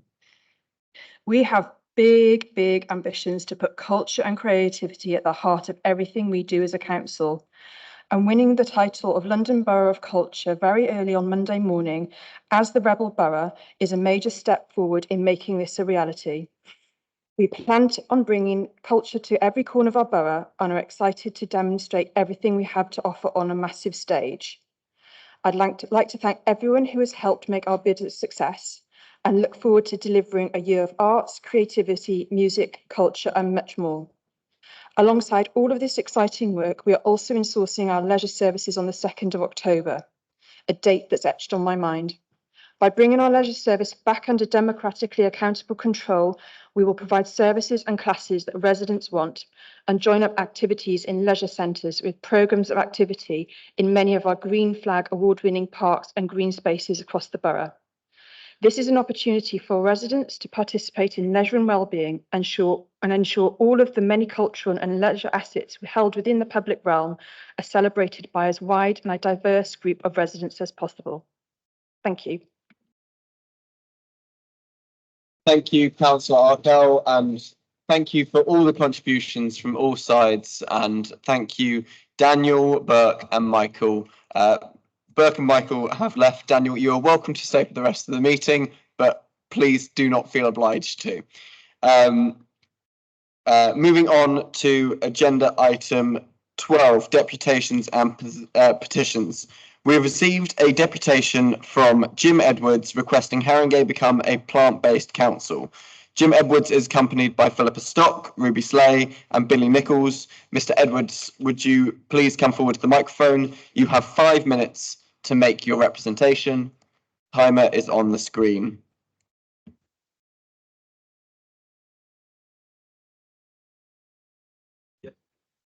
Hi, my name is Jim Edwards. I'm from Plant Based Councils. I also live in Wood Green. In March 2021, 3 years ago, Haringey Council promised to get to net zero by 2027 in its climate action plan. Part of that plan was, quote, to develop policies around the promotion of vegetarian and vegan food in order to mitigate the greenhouse gas emissions caused by animal agriculture. In March 2023, a year ago, I spoke at a full council meeting. You might remember that one. It was at Alexandra Palace. It was really cold and you were all wearing coats. I asked Councillor Hakata whether the council would fulfil its net zero commitments by ensuring that catering at internal meetings and events is fully plant-based. Whilst Councillor Hakata and others showed support for plant-based internal catering, it is unclear whether any steps were actually taken to implement it. Meanwhile, 2023 was the hottest year on record. Between 11 and 17% of all greenhouse gas emissions come from animal agriculture. That's the same amount of emissions roughly as all global transport. Meat and dairy are the primary cause of biodiversity loss globally. If Londoners reduced their meat intake by 70%, it would cut London's consumption-based emissions by 20%. And we are happy to provide any member of the council with the source material for these statistics. Plant-based catering produces the lowest greenhouse emissions of any kind of food. Plant-based agriculture is more efficient because it reduces emissions, water and land use, and allows land to then be rewilded, drawing down even more carbon. It is also the most inclusive type of food. It takes away any guesswork in serving those who have specific needs based on their religion, culture, animal, environmental, or health-related concerns. Other London boroughs, including Lewisham and Enfield, have already committed to fully plant-based catering for internal meetings and events. Camden is currently considering the same. Oxford City, Oxfordshire County, Cambridge City, Norwich City, Exeter City, and Faversham and Hythe councils have made similar commitments.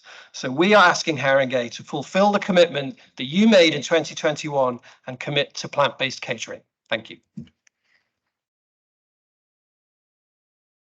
Thank you, Mr. Edwards. Are there any questions from councillors for the deputation? Seeing none, I call on the Cabinet Member for Climate Action, Environment and Transport and Deputy Leader of the Council, Councillor Hakata. Please respond. You have 5 minutes. Thanks for your deputation, Jim. And yeah, I do remember that meeting. I don't think I'll ever forget it. And thank you for your resilience for actually being able to sit through that meeting as well and give the deputation then. Haringey Council is committed to addressing the climate emergency and achieving our ambitious net zero targets as outlined in our climate change action plan. We've set a challenging goal for the council to be net zero by 2027 and for the borough as a whole by 2041. Transitioning away from energy intensive disposable materials to more sustainable alternatives is a crucial aspect of this effort.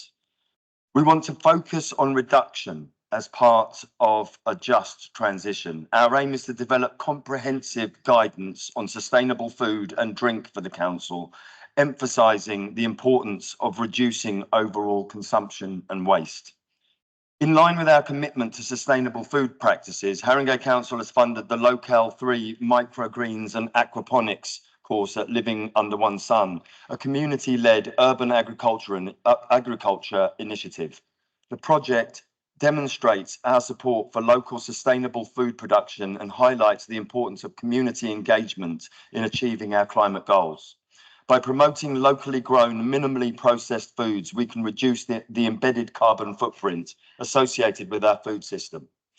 I'd like us to help develop this project and scale it up. We are committed to a fair and just transition away from unsustainable consumption practices. To be successful, we need to bring everyone with us.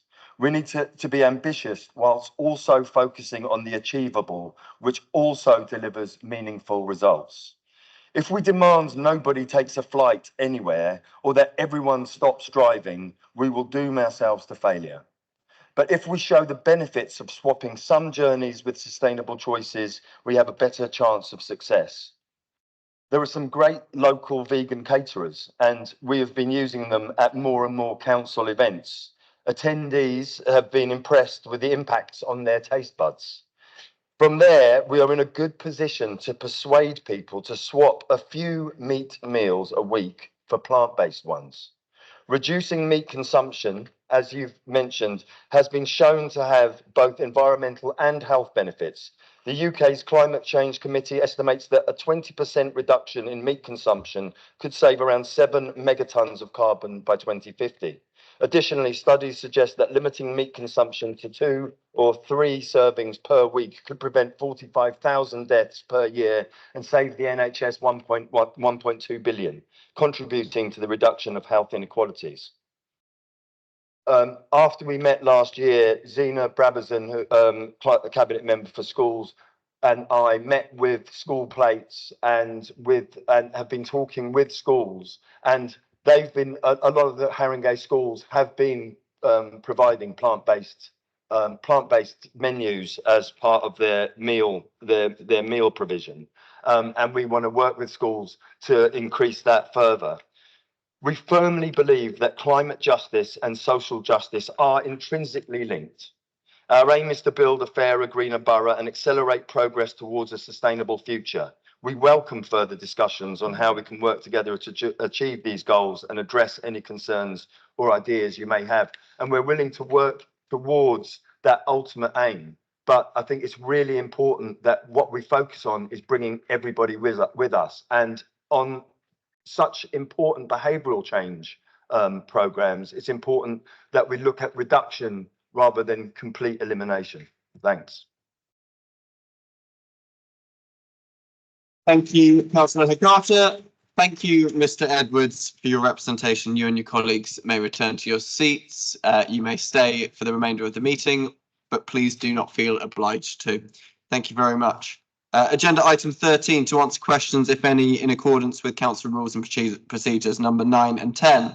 As part of this item, we have 2 public questions. Therefore, we will begin with this, and then to receive the responses to the written questions, and finally to consider the oral questions. I invite Luke Heppenstall West to ask his question. Luke, could you please come up to the podium? Good evening. Does Haringey Council recognise that there is substantial evidence from citizens' advice, the Children's Society and policy and practice that using private enforcement agents can have a significantly negative impact on residents via A, adding additional debts to those who are already struggling to pay, B, increased stress because of harassment and intimidation, and C, significant likelihood of the instructed bailiffs acting outside of the rules which govern their behaviour? Cabinet Member.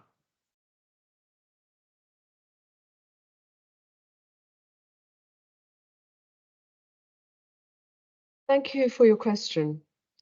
Let us be very clear. Nobody wants to use enforcement agents to collect council tax. It should always be a last resort. Councils need to be better supported by the government so it's easier to recover money without needing to go to court through better regulation, guidance and funding. In Haringey, the decision to refer a case to enforcement agents only takes place after a number of actions, especially designed to identify residents who are struggling to pay their council tax. This includes being sent several letters, all of which include information of debt and financial advice organizations to prevent enforcement action. And many do contact the council at that point in time to arrange a repayment plan because they're also asked to contact us. Haringey never uses enforcement actions, enforcement agents for council tax debt where we are aware that people are vulnerable. And that's why we really want people to get in touch. And any campaigning would be useful to ask people to get in touch. Or where we know that people are facing mental health issues or they're on very low incomes.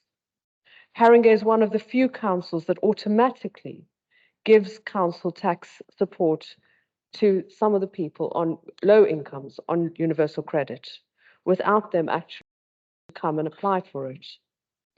Last year, we helped 2,500 families in this way.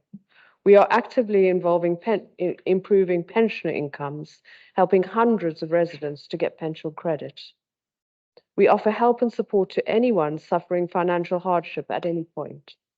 And anyone having difficulty paying their council tax can find support and advice on our website or by ringing up. The cases referred to enforcement agents do not include anyone on our council tax reduction schemes, but they do include people who have not paid and that we do not know are vulnerable, including landlords, people who have moved and not told us, and those we can't locate without the help of enforcement agencies. If cases are referred, all the enforcement agents that we use, all the phone calls are monitored and recorded, the visits are recorded, and the performance is closely managed. Enforcement agents are all court certified, and if they're found to be acting outside the rules, they can lose their certification, their court certification. But to be clear, as I said at the start, this is and has to be a last resort. Thank you. Thank you, Councillor.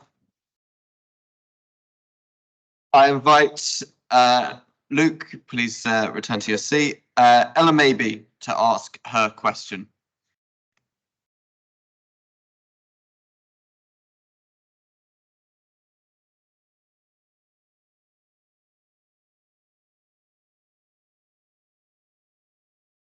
What actions has Haringey Council taken regarding considering and acting towards ending the use of private bailiff enforcement agents, companies, for collecting council tax debts in Haringey?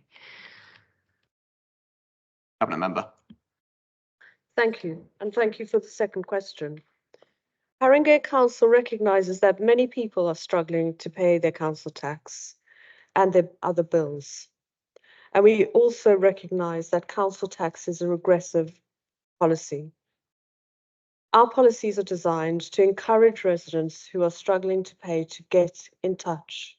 Everything is designed to ask them to come forward and let us know that they're having difficulties, to make contact, to let us know so that we can assist them. We all know the difficult financial circumstances that councils are in at the moment. We passed our council budget last week. Councils up and down the country are going bankrupt. And unfortunately, council tax has to be collected. It pays for the services that our residents rely on and need. But we know it's regressive, as I've said, and it doesn't take into account people's ability to pay. It's not linked to income, and that is really unfair. I would like to see services funded in a fairer way, but we don't have the power to change that. That is a government decision. And it's the way that local government is funded. In Haringey, what we are doing is doing everything that we can to mitigate the problems caused by this quite unfair tax by putting in place all the measures that I've already spoken about. We've brought in ethical debt reduction policy in early 2021. It became our policy that we would not use enforcement agents against low-income households for council tax. The definition of low income is that if they are eligible for our council tax reduction scheme.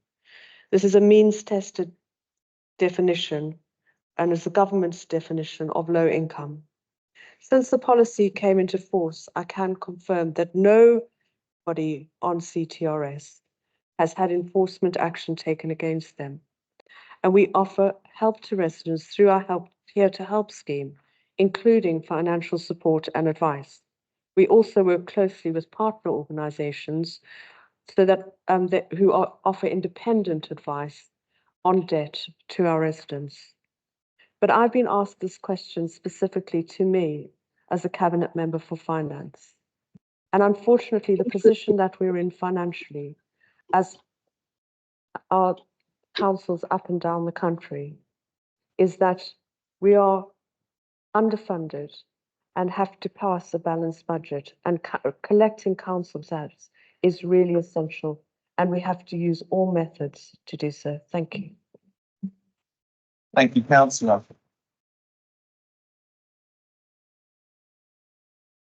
For clarification purposes only. In the last half year following April last year, the latest data available. It's got to be in relation to the response in terms of clarification. It is in relation to it. Okay, can we be short? Yeah, bailiff use has increased to the level it was at before the ethical debt reduction policy. Is the council aware of this, and what does it plan to do? The number of cases that were referred were made up of a lot of cases of people who had moved out of the borough or had moved from their houses. So although the numbers went up, it wasn't that the numbers went up because we were sending more cases to enforcement agencies of people who were struggling to pay their council tax. It was primarily made up, my understanding is, of landlords who weren't paying and of people who had moved. And some of those people didn't owe us council tax, but unfortunately they moved without telling us and then just suddenly stopped paying. And it's difficult because we have to collect, and enforcement agencies then do that. Also, what will happen is that when an enforcement agent goes out, if they find vulnerability when they go to somebody's house, then they're instructed to immediately return the case to us, and then we get in contact with the household and put other measures in place. So it's very different. Also, what will happen is that enforcement agents, it used to be a few years ago that they could just ratchet up the costs. So if they went out to visit somebody wasn't there, then there'd be an extra £150, and the costs could ratchet up and ratchet up. But that's now severely limited to not that, it's about £150. Don't quote me on that, I haven't got the exact number. But because of that, it's not in their interests, the enforcement agents, to keep enforcing. So a lot of those cases do come back to us, either if people can't pay, or if we find vulnerability, or if they can't reach them. And then we have to use other means. So the numbers that you had were a blanket number, but didn't actually explain what was going on. Thank you. Thank you, Cabinet Member. Ella, please, thank you for your questions. Please return to your seat. Like the others, you're welcome to stay for the rest of the proceedings, but you are not obliged to do so. I have accepted the responses to written questions as late business. Please, can we receive them? Okay. Can I ask Councillor Emery, in Councillor Da Costa's absence, in accordance with Council Standing Orders 15.3, to put his questions to Councillor Carlin, Cabinet Member for Finance and Local Investment? Thank you, Mr. Mayor. Reporting from. Just give it a minute.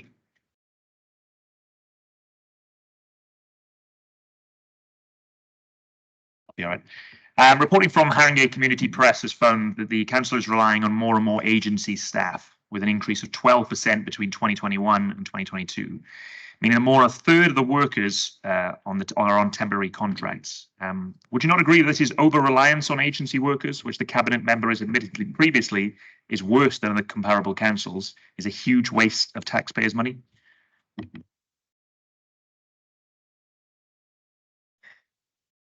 Thank you, Councillor Emery. It would once again be useful if we got questions with the correct details and the correct figures in them.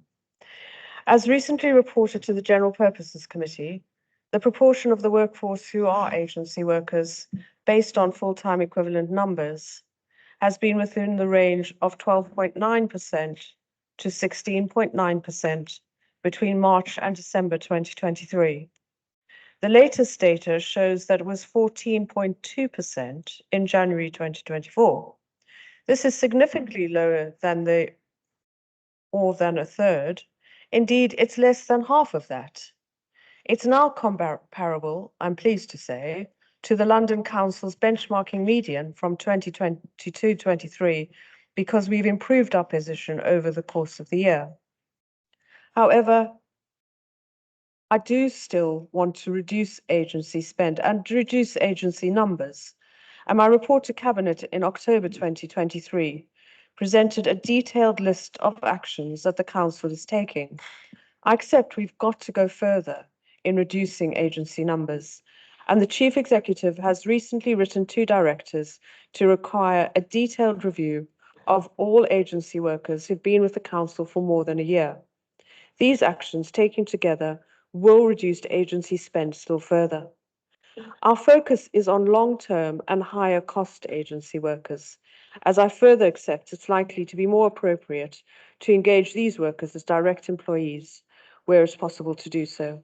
However, it's not always the case that agency workers cost the Council more than a comparable directly employed member of staff. And it's important to remember that the vast majority of our agency workers' costs are spent on pay and benefits that are paid directly to the worker, as would be the case if the worker was directly employed by the Council. Thank you. Thank you, Councillor. I invite Councillor Emery to ask a first supplementary question. Thank you. 18 members of staff have been employed on temporary contracts for more than 5 years, and one temporary staff member has been employed for 11 years. This cannot be explained anyway by a recent staffing crisis. Is it not indicative of a council which doesn't have a grip on its spending? Member. Thank you, Councillor Emery. There are positions in the Council, unfortunately, and specifically within our more professional directorates, where it is extremely difficult for us to recruit. And we will be bringing a workforce strategy forward later in this year to deal with this matter and to improve our recruitment and retention, hopefully. This is not a problem that is specific to Haringey. This is a problem across London. And there are officers that we have who are vitally important, both to the finances of the Council and also to the directorate in which they work, who are agency workers. However, as I have previously stated, the Chief Executive has asked for detailed analysis of every agency worker who has been with us for more than a year, and we should start to see any of the longer term agency workers reduced. Thank you. Thank you, Councillor. Question 2, can I ask Councillor Carroll to put his question to Councillor Gordon, Cabinet Member for Council, House Building, Placemaking and Local Economy. Councillor Carroll. It was great that we as councillors had the opportunity to visit council home building projects around the borough to see the quality of the new homes being built and to hear that we remain on track to build 3,000 council homes by 2031. Can you provide us with an update on the next steps of the programme?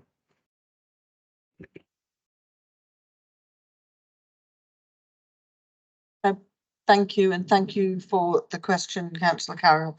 I was absolutely delighted to welcome a whole number of councillors that joined us for a tour of some of the sites. And we've now got 42 council sites, actually actively building council homes across the borough in order to achieve that target, for which we are on target to get that. Yeah, we're really so incredibly proud of our house building programme.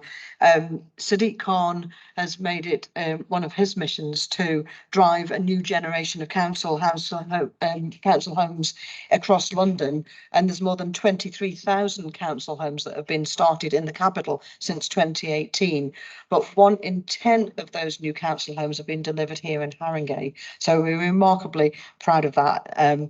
And I do want to thank the Mayor of London for the enormous support that the GLA have given us, because we couldn't do this without the support of the Mayor of London.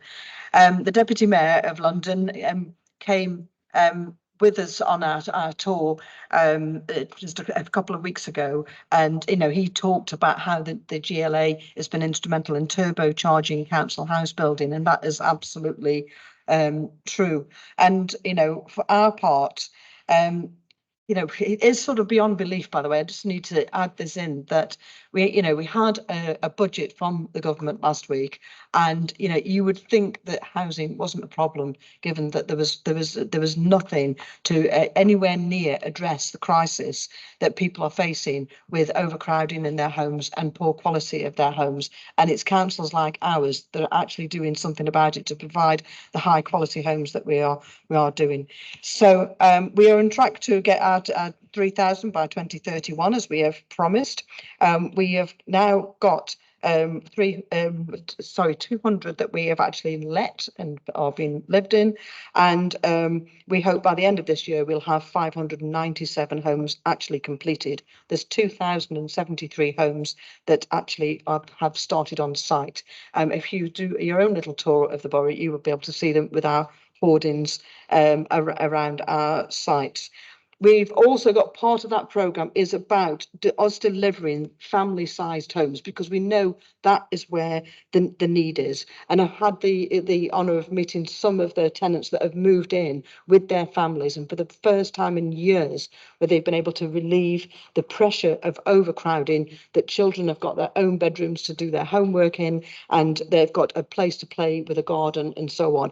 Actually building family-sized council homes is quite challenging, because obviously they're bigger, they take up more space, and the viability on each site is much more difficult. But we are trying to balance that as best we can.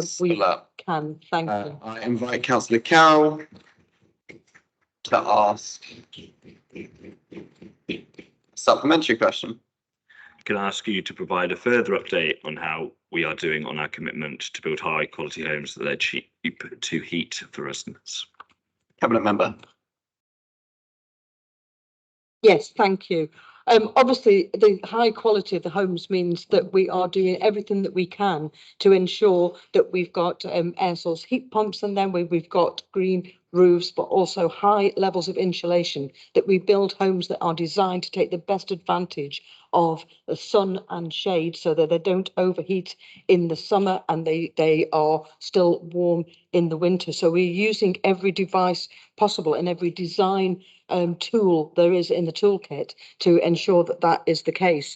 So we've just recently delivered our first zero carbon scheme at Watts Close, and residents are already moving in, and it was an absolute pleasure to again meet some of the particularly one resident who welcomed us into her home to show us the benefits that she has now.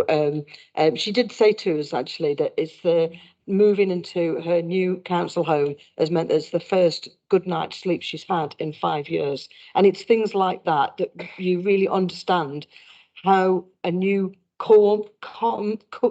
warm, comfortable home that is cheap to heat benefits our tenants, and that is the aim of why we're looking at the high quality of these homes, so that they do have that economic benefit for our tenants. We know what the energy crisis has done to our residents, and we are ensuring that our council homes are kind to the planet, but also kind to our tenants' pockets as well.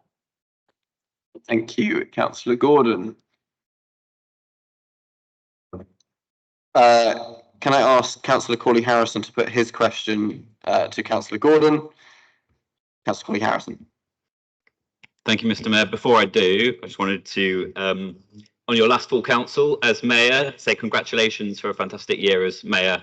As your ward colleague, even though we're on different parties, I want to say that you've done a fantastic job, and it really is excellent working with you in Crouch End, the best ward in Haringey.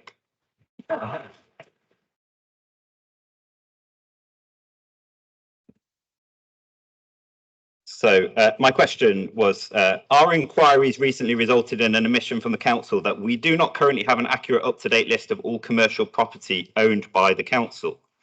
Over a year since the independent report flagged this as an issue, and the same report cited poor data management practices. If you can't get something as basic as a list of what the council owns right, how can residents have confidence that their taxes are being spent responsibly? Cabinet Member. Thank you, Mr. Mayor. And thank you for your question. Under this administration, we've set a very clear direction about the culture and a cultural shift in regards to property and property development and the and how we look after our property portfolio.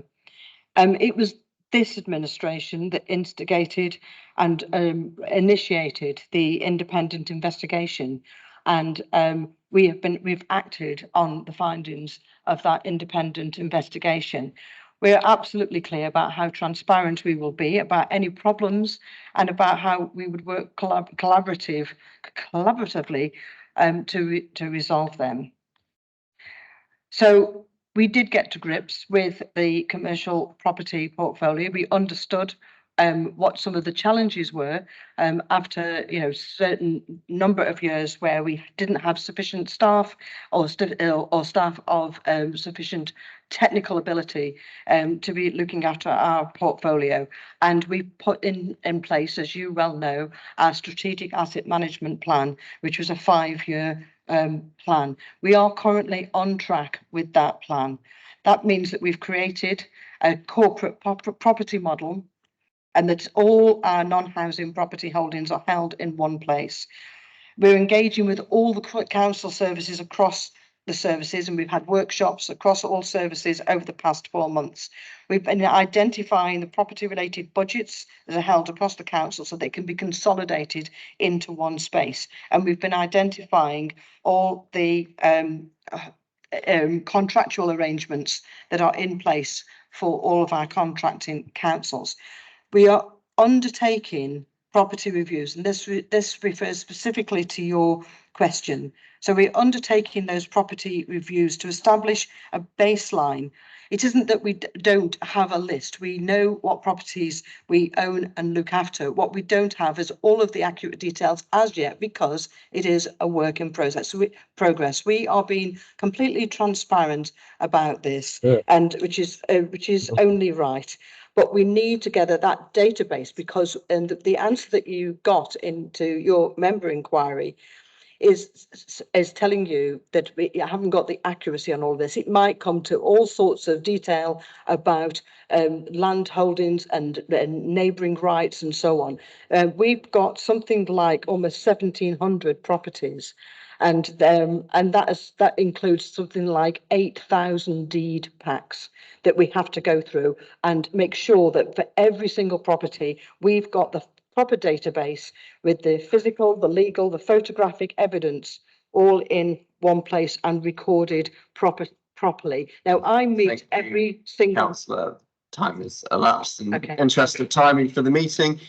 Is there a second supplement? I invite Councillor Corley Harrison to ask a supplementary question.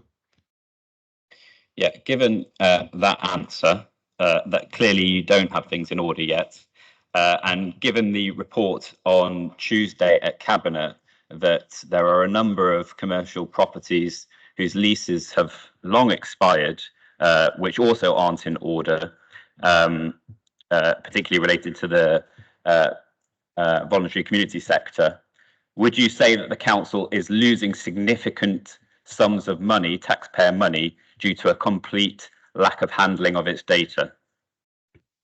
Cabinet Member. No, I wouldn't say that at all, actually. Well, in fact, what has been happening in this period since we set up the strategic asset management plan is that we have decreased the number of voids in our property portfolio. We have increased the rental on that, and we are systematically going through every property to make sure that we understand how much investment has to be made in each property before we can lease it, what sort of leases are already in existence on those properties. That work is being done. I feel fully confident in our office's ability to complete that work. We have the people in place now. We've been recruiting to make sure we've got the expertise. We need quantity surveyors and people of that calibre in order to complete this work. We know what we've got. It's about the detail that we are still getting. That is going to take time. I'm trying to be transparent and honest about this. It will take time, but we are on it. I am convinced that the officers are capable of doing this due diligence, and I am checking it as a cabinet member. I hope that reassures yourself and our council taxpayers that we are not wasting money, but what we are doing is making sure that we get this right. Thank you, Cabinet Member. And thank you, Councillor Crawley Harrison, for those kind words, even if I do think it was a veiled attempt to get all of this lot to clap Crouch End being the best ward. From one ward colleague to another, can I ask Councillor Johnson to put her question to Councillor Arkell, Cabinet Member for Culture, Communities and Leisure? Thank you, Mr. Mayor. The council is bringing its leisure services back under democratic control later this year. Would you agree that direct control is the only way we can create a genuinely co-produced leisure service, one that is properly responsive to residents and reflects our diverse communities in Haringey? Thank you, Councillor. Cabinet Member. Thank you, Councillor Johnson. I completely agree. Democratic accountability and direct control is the only way to ensure residents can have a co-produced leisure and wellbeing service which meets the needs of our diverse communities. Wellbeing is inextricably linked to sport and leisure, and our ambition is to work with residents to provide leisure resources and opportunities to lead healthy lives. This will only succeed if the service is responsive to our communities. Without contractual constraints, we have a real chance to transform services so they meet local aspirations. And democratic accountability and direct control mean that residents and communities can help shape this essential public service. Thank you, Councillor. I invite Councillor Johnson to ask a supplementary question. Thank you. How will you ensure that this new service responds to the needs of residents? So at the moment, we are engaging with residents through a commonplace survey that commenced on the 12th of February and will conclude next Wednesday, the 20th of March, on what future leisure service provision in Haringey should look like. The survey seeks the views of those who use the existing facilities, but also the views of those who do not, to understand why not, as well as exploring what could be done to encourage participation in a more inclusive way for all communities. The feedback that will be received through the survey will also be invaluable in the development of a robust and impactful wellbeing model and in the refresh of the Council's physical activity and sports strategy. Thank you, Councillor. The Lib Dems have a second supplementary question. Councillor Crawley Harrison. Thank you, Mr. Mayor. The Park Road Lido user group made representations to yourself, Cabinet Member, on multiple occasions due to their fears that the Lido, in particular leisure centres, will, like our libraries, be subject to severe cuts in the future if managed in-house. Therefore, can you promise them and all Haringey residents that there will be no cuts to leisure services and leisure centres during the next 4 years? Cabinet Member.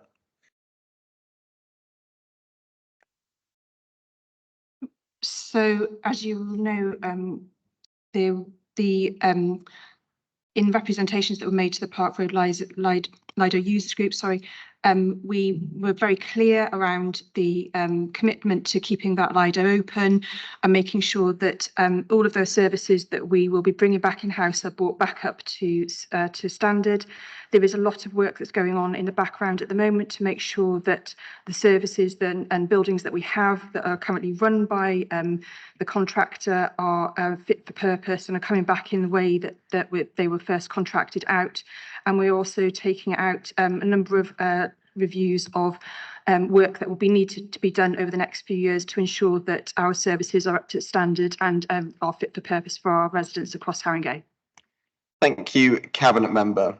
Now, in relation to question 5, given Councillor Williams' absence from the meeting, I propose Council Procedure Rules 10.6c, where the reply cannot conveniently be given orally. A written answer circulated will be circulated later to the questioner. Is that agreed? Thank you, councillors. Can I ask Councillor Peacock to put her question to Councillor Carlin? Absence of Councillor Chamwani, sorry. Councillor Peacock? Sorry about that. Where are we? Can you explain how the Household Supplement Fund impacts residents in Haringey? Councillor Carlin. Thank you, Councillor Peacock. The Household Support Fund has been a vital help for our residents with the cost of living crisis. And in 23-24, Haringey received a funding of £4,813,343 from the Household Support Fund, and we used it in the following way. 2 million was allocated to provide vouchers for school holidays for children who are eligible for free school meals. 120,000 was allocated to the voluntary and community sector to support hidden and marginalised communities, and 516,000 was allocated to fund the Haringey Support Fund to provide support through an application-based process for support with white goods and basic living needs. 1.78 million had been allocated to provide vouchers to households identified using the Policy and Practices LIFT platform as being at risk or in crisis. The remaining 400,000 was allocated to cover administration costs associated with distributing these funds. Belatedly, as part of the budget, the government announced a further 6-month extension of the Household Support Fund for the period 1st of April to 30th of September 2024. And the Council is waiting still to receive further information about potential changes in policy about how we are allowed to use it, but also changes possibly to the amount of money that amount of grant which will be paid. Thank you. Thank you, Cabinet Member. Councillor Peacock, do you have a supplementary? Thank you very much for your reply. Can you please now explain how other key funding support that helps residents with the cost of living crisis? Cabinet Member. Thank you, Councillor Peacock. Sadiq Khan's Universal Free School Meal Programme has benefited thousands of children in Haringey. With the cost of living crisis, many more people in the borough are struggling with the cost of food. And the changes actually to the way that to the parameters that people have to fulfill to actually be eligible for free school meals meant that fewer children were actually getting them than had been before. So Universal Free School Meal Programme has really been of benefit. And the Mayor's Programme means that every pupil in a state primary school in London now receives a free school meal every day. Thank you. Thank you, Cabinet Member.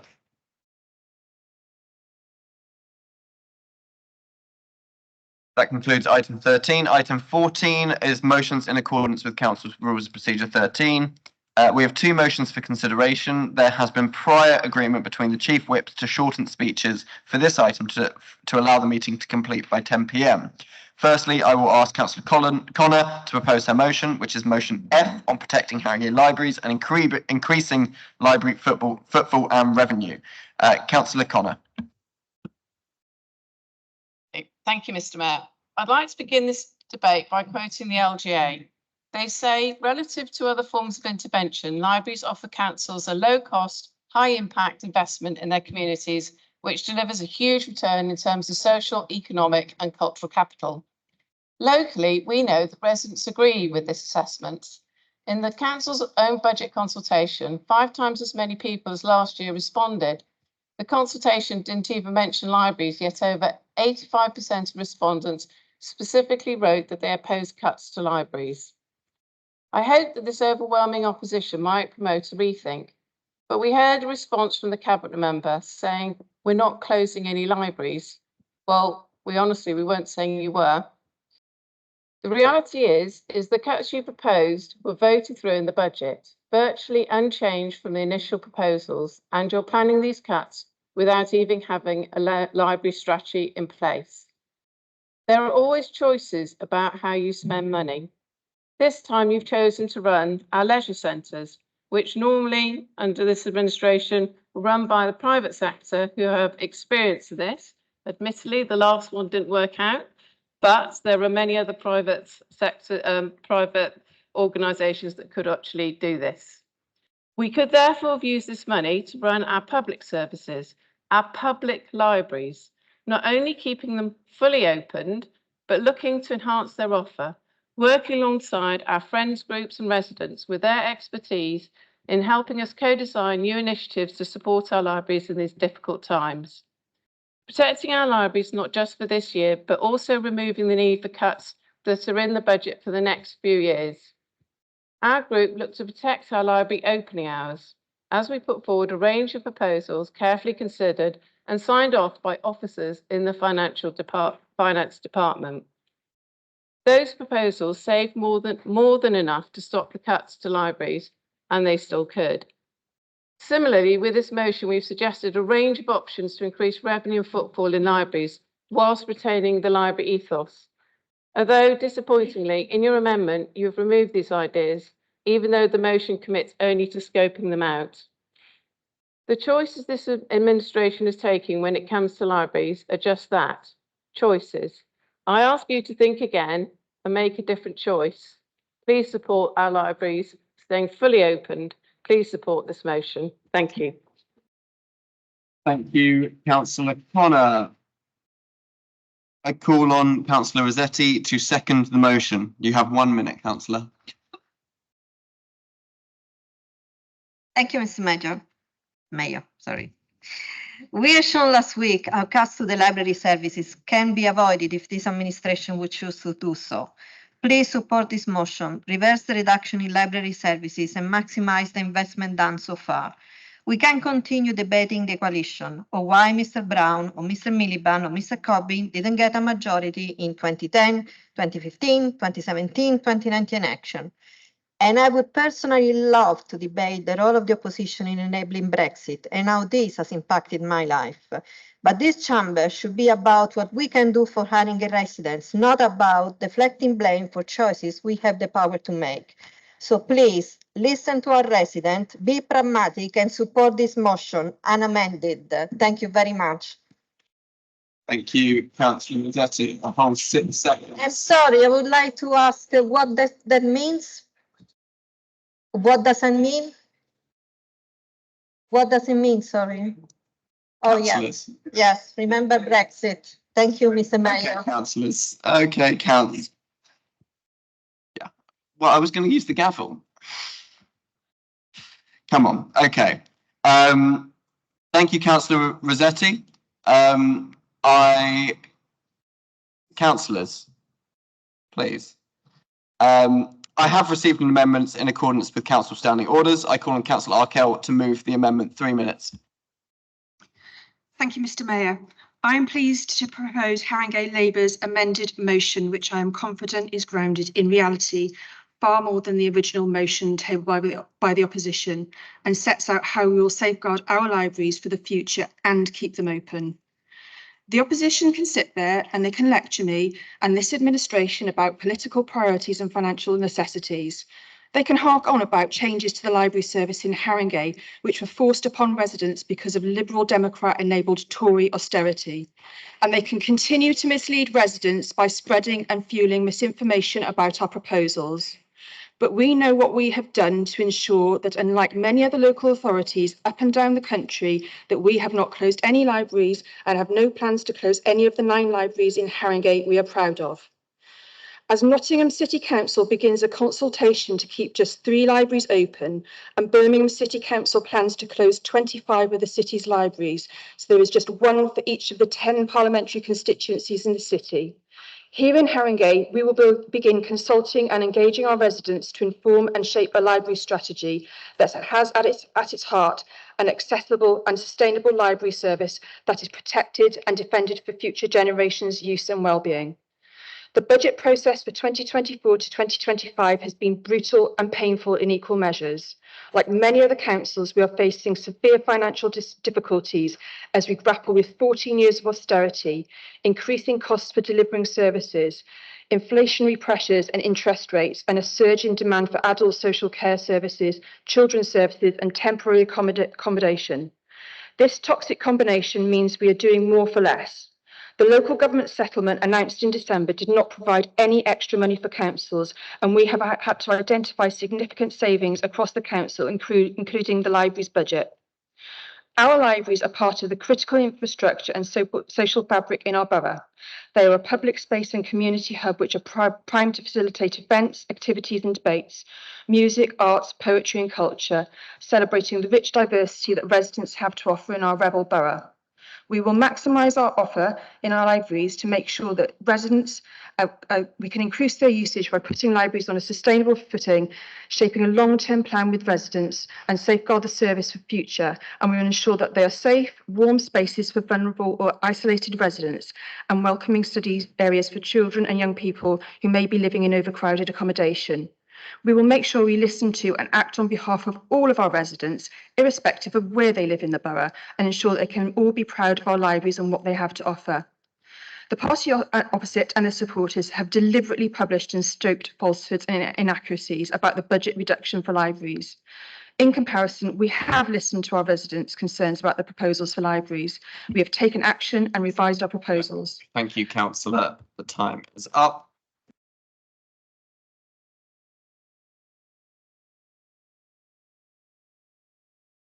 Councillor Bartlett, I have you down to second. There we go. Sorry, I couldn't see you. You sounded unsure, Mr. Mayor. Councillor Arkell, can you turn your microphone? Yeah, I'm rise to second the motion. Thank you, Mr. Mayor. And just to say that I welcome the clarification from Councillor Connor, the admission that there are no plans from this administration to close any libraries.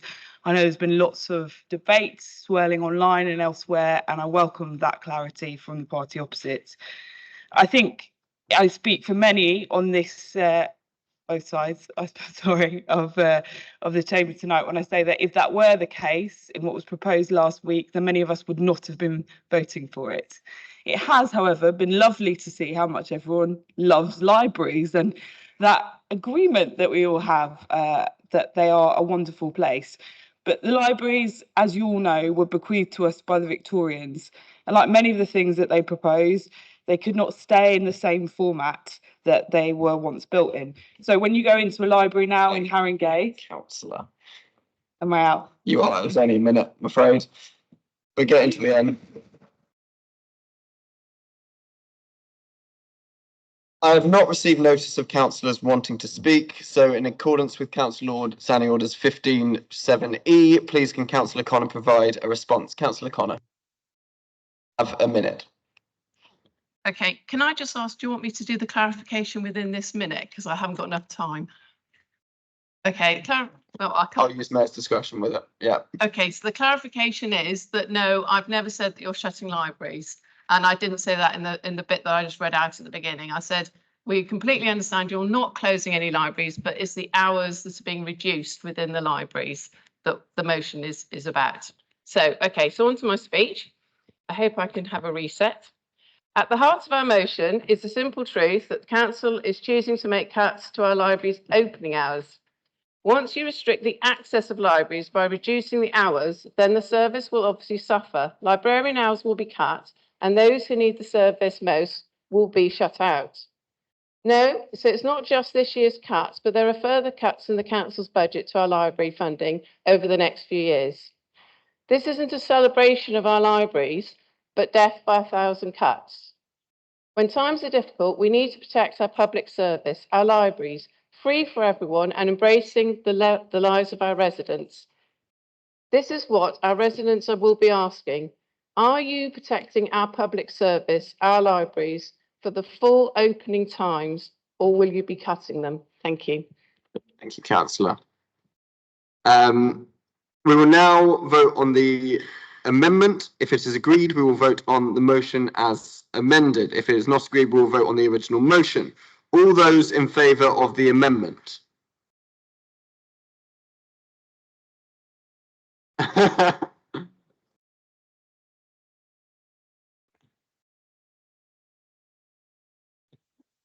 Okay, all those opposed to the amendment?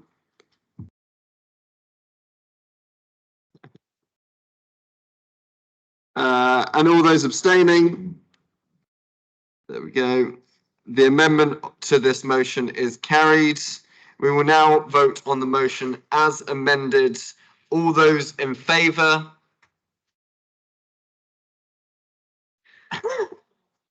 All those opposed? All those abstaining? The motion as amended is agreed. We will now reach motion G, the final item on the agenda. I ask Councillor Gordon to propose her motion on celebrating Haringey Works. 3 minutes, Councillor Gordon.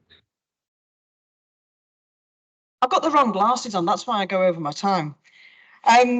Haringey's economy has got many strengths, and only yesterday we were welcoming a deputy mayor from the City Hall for business to see some of our most creative industries.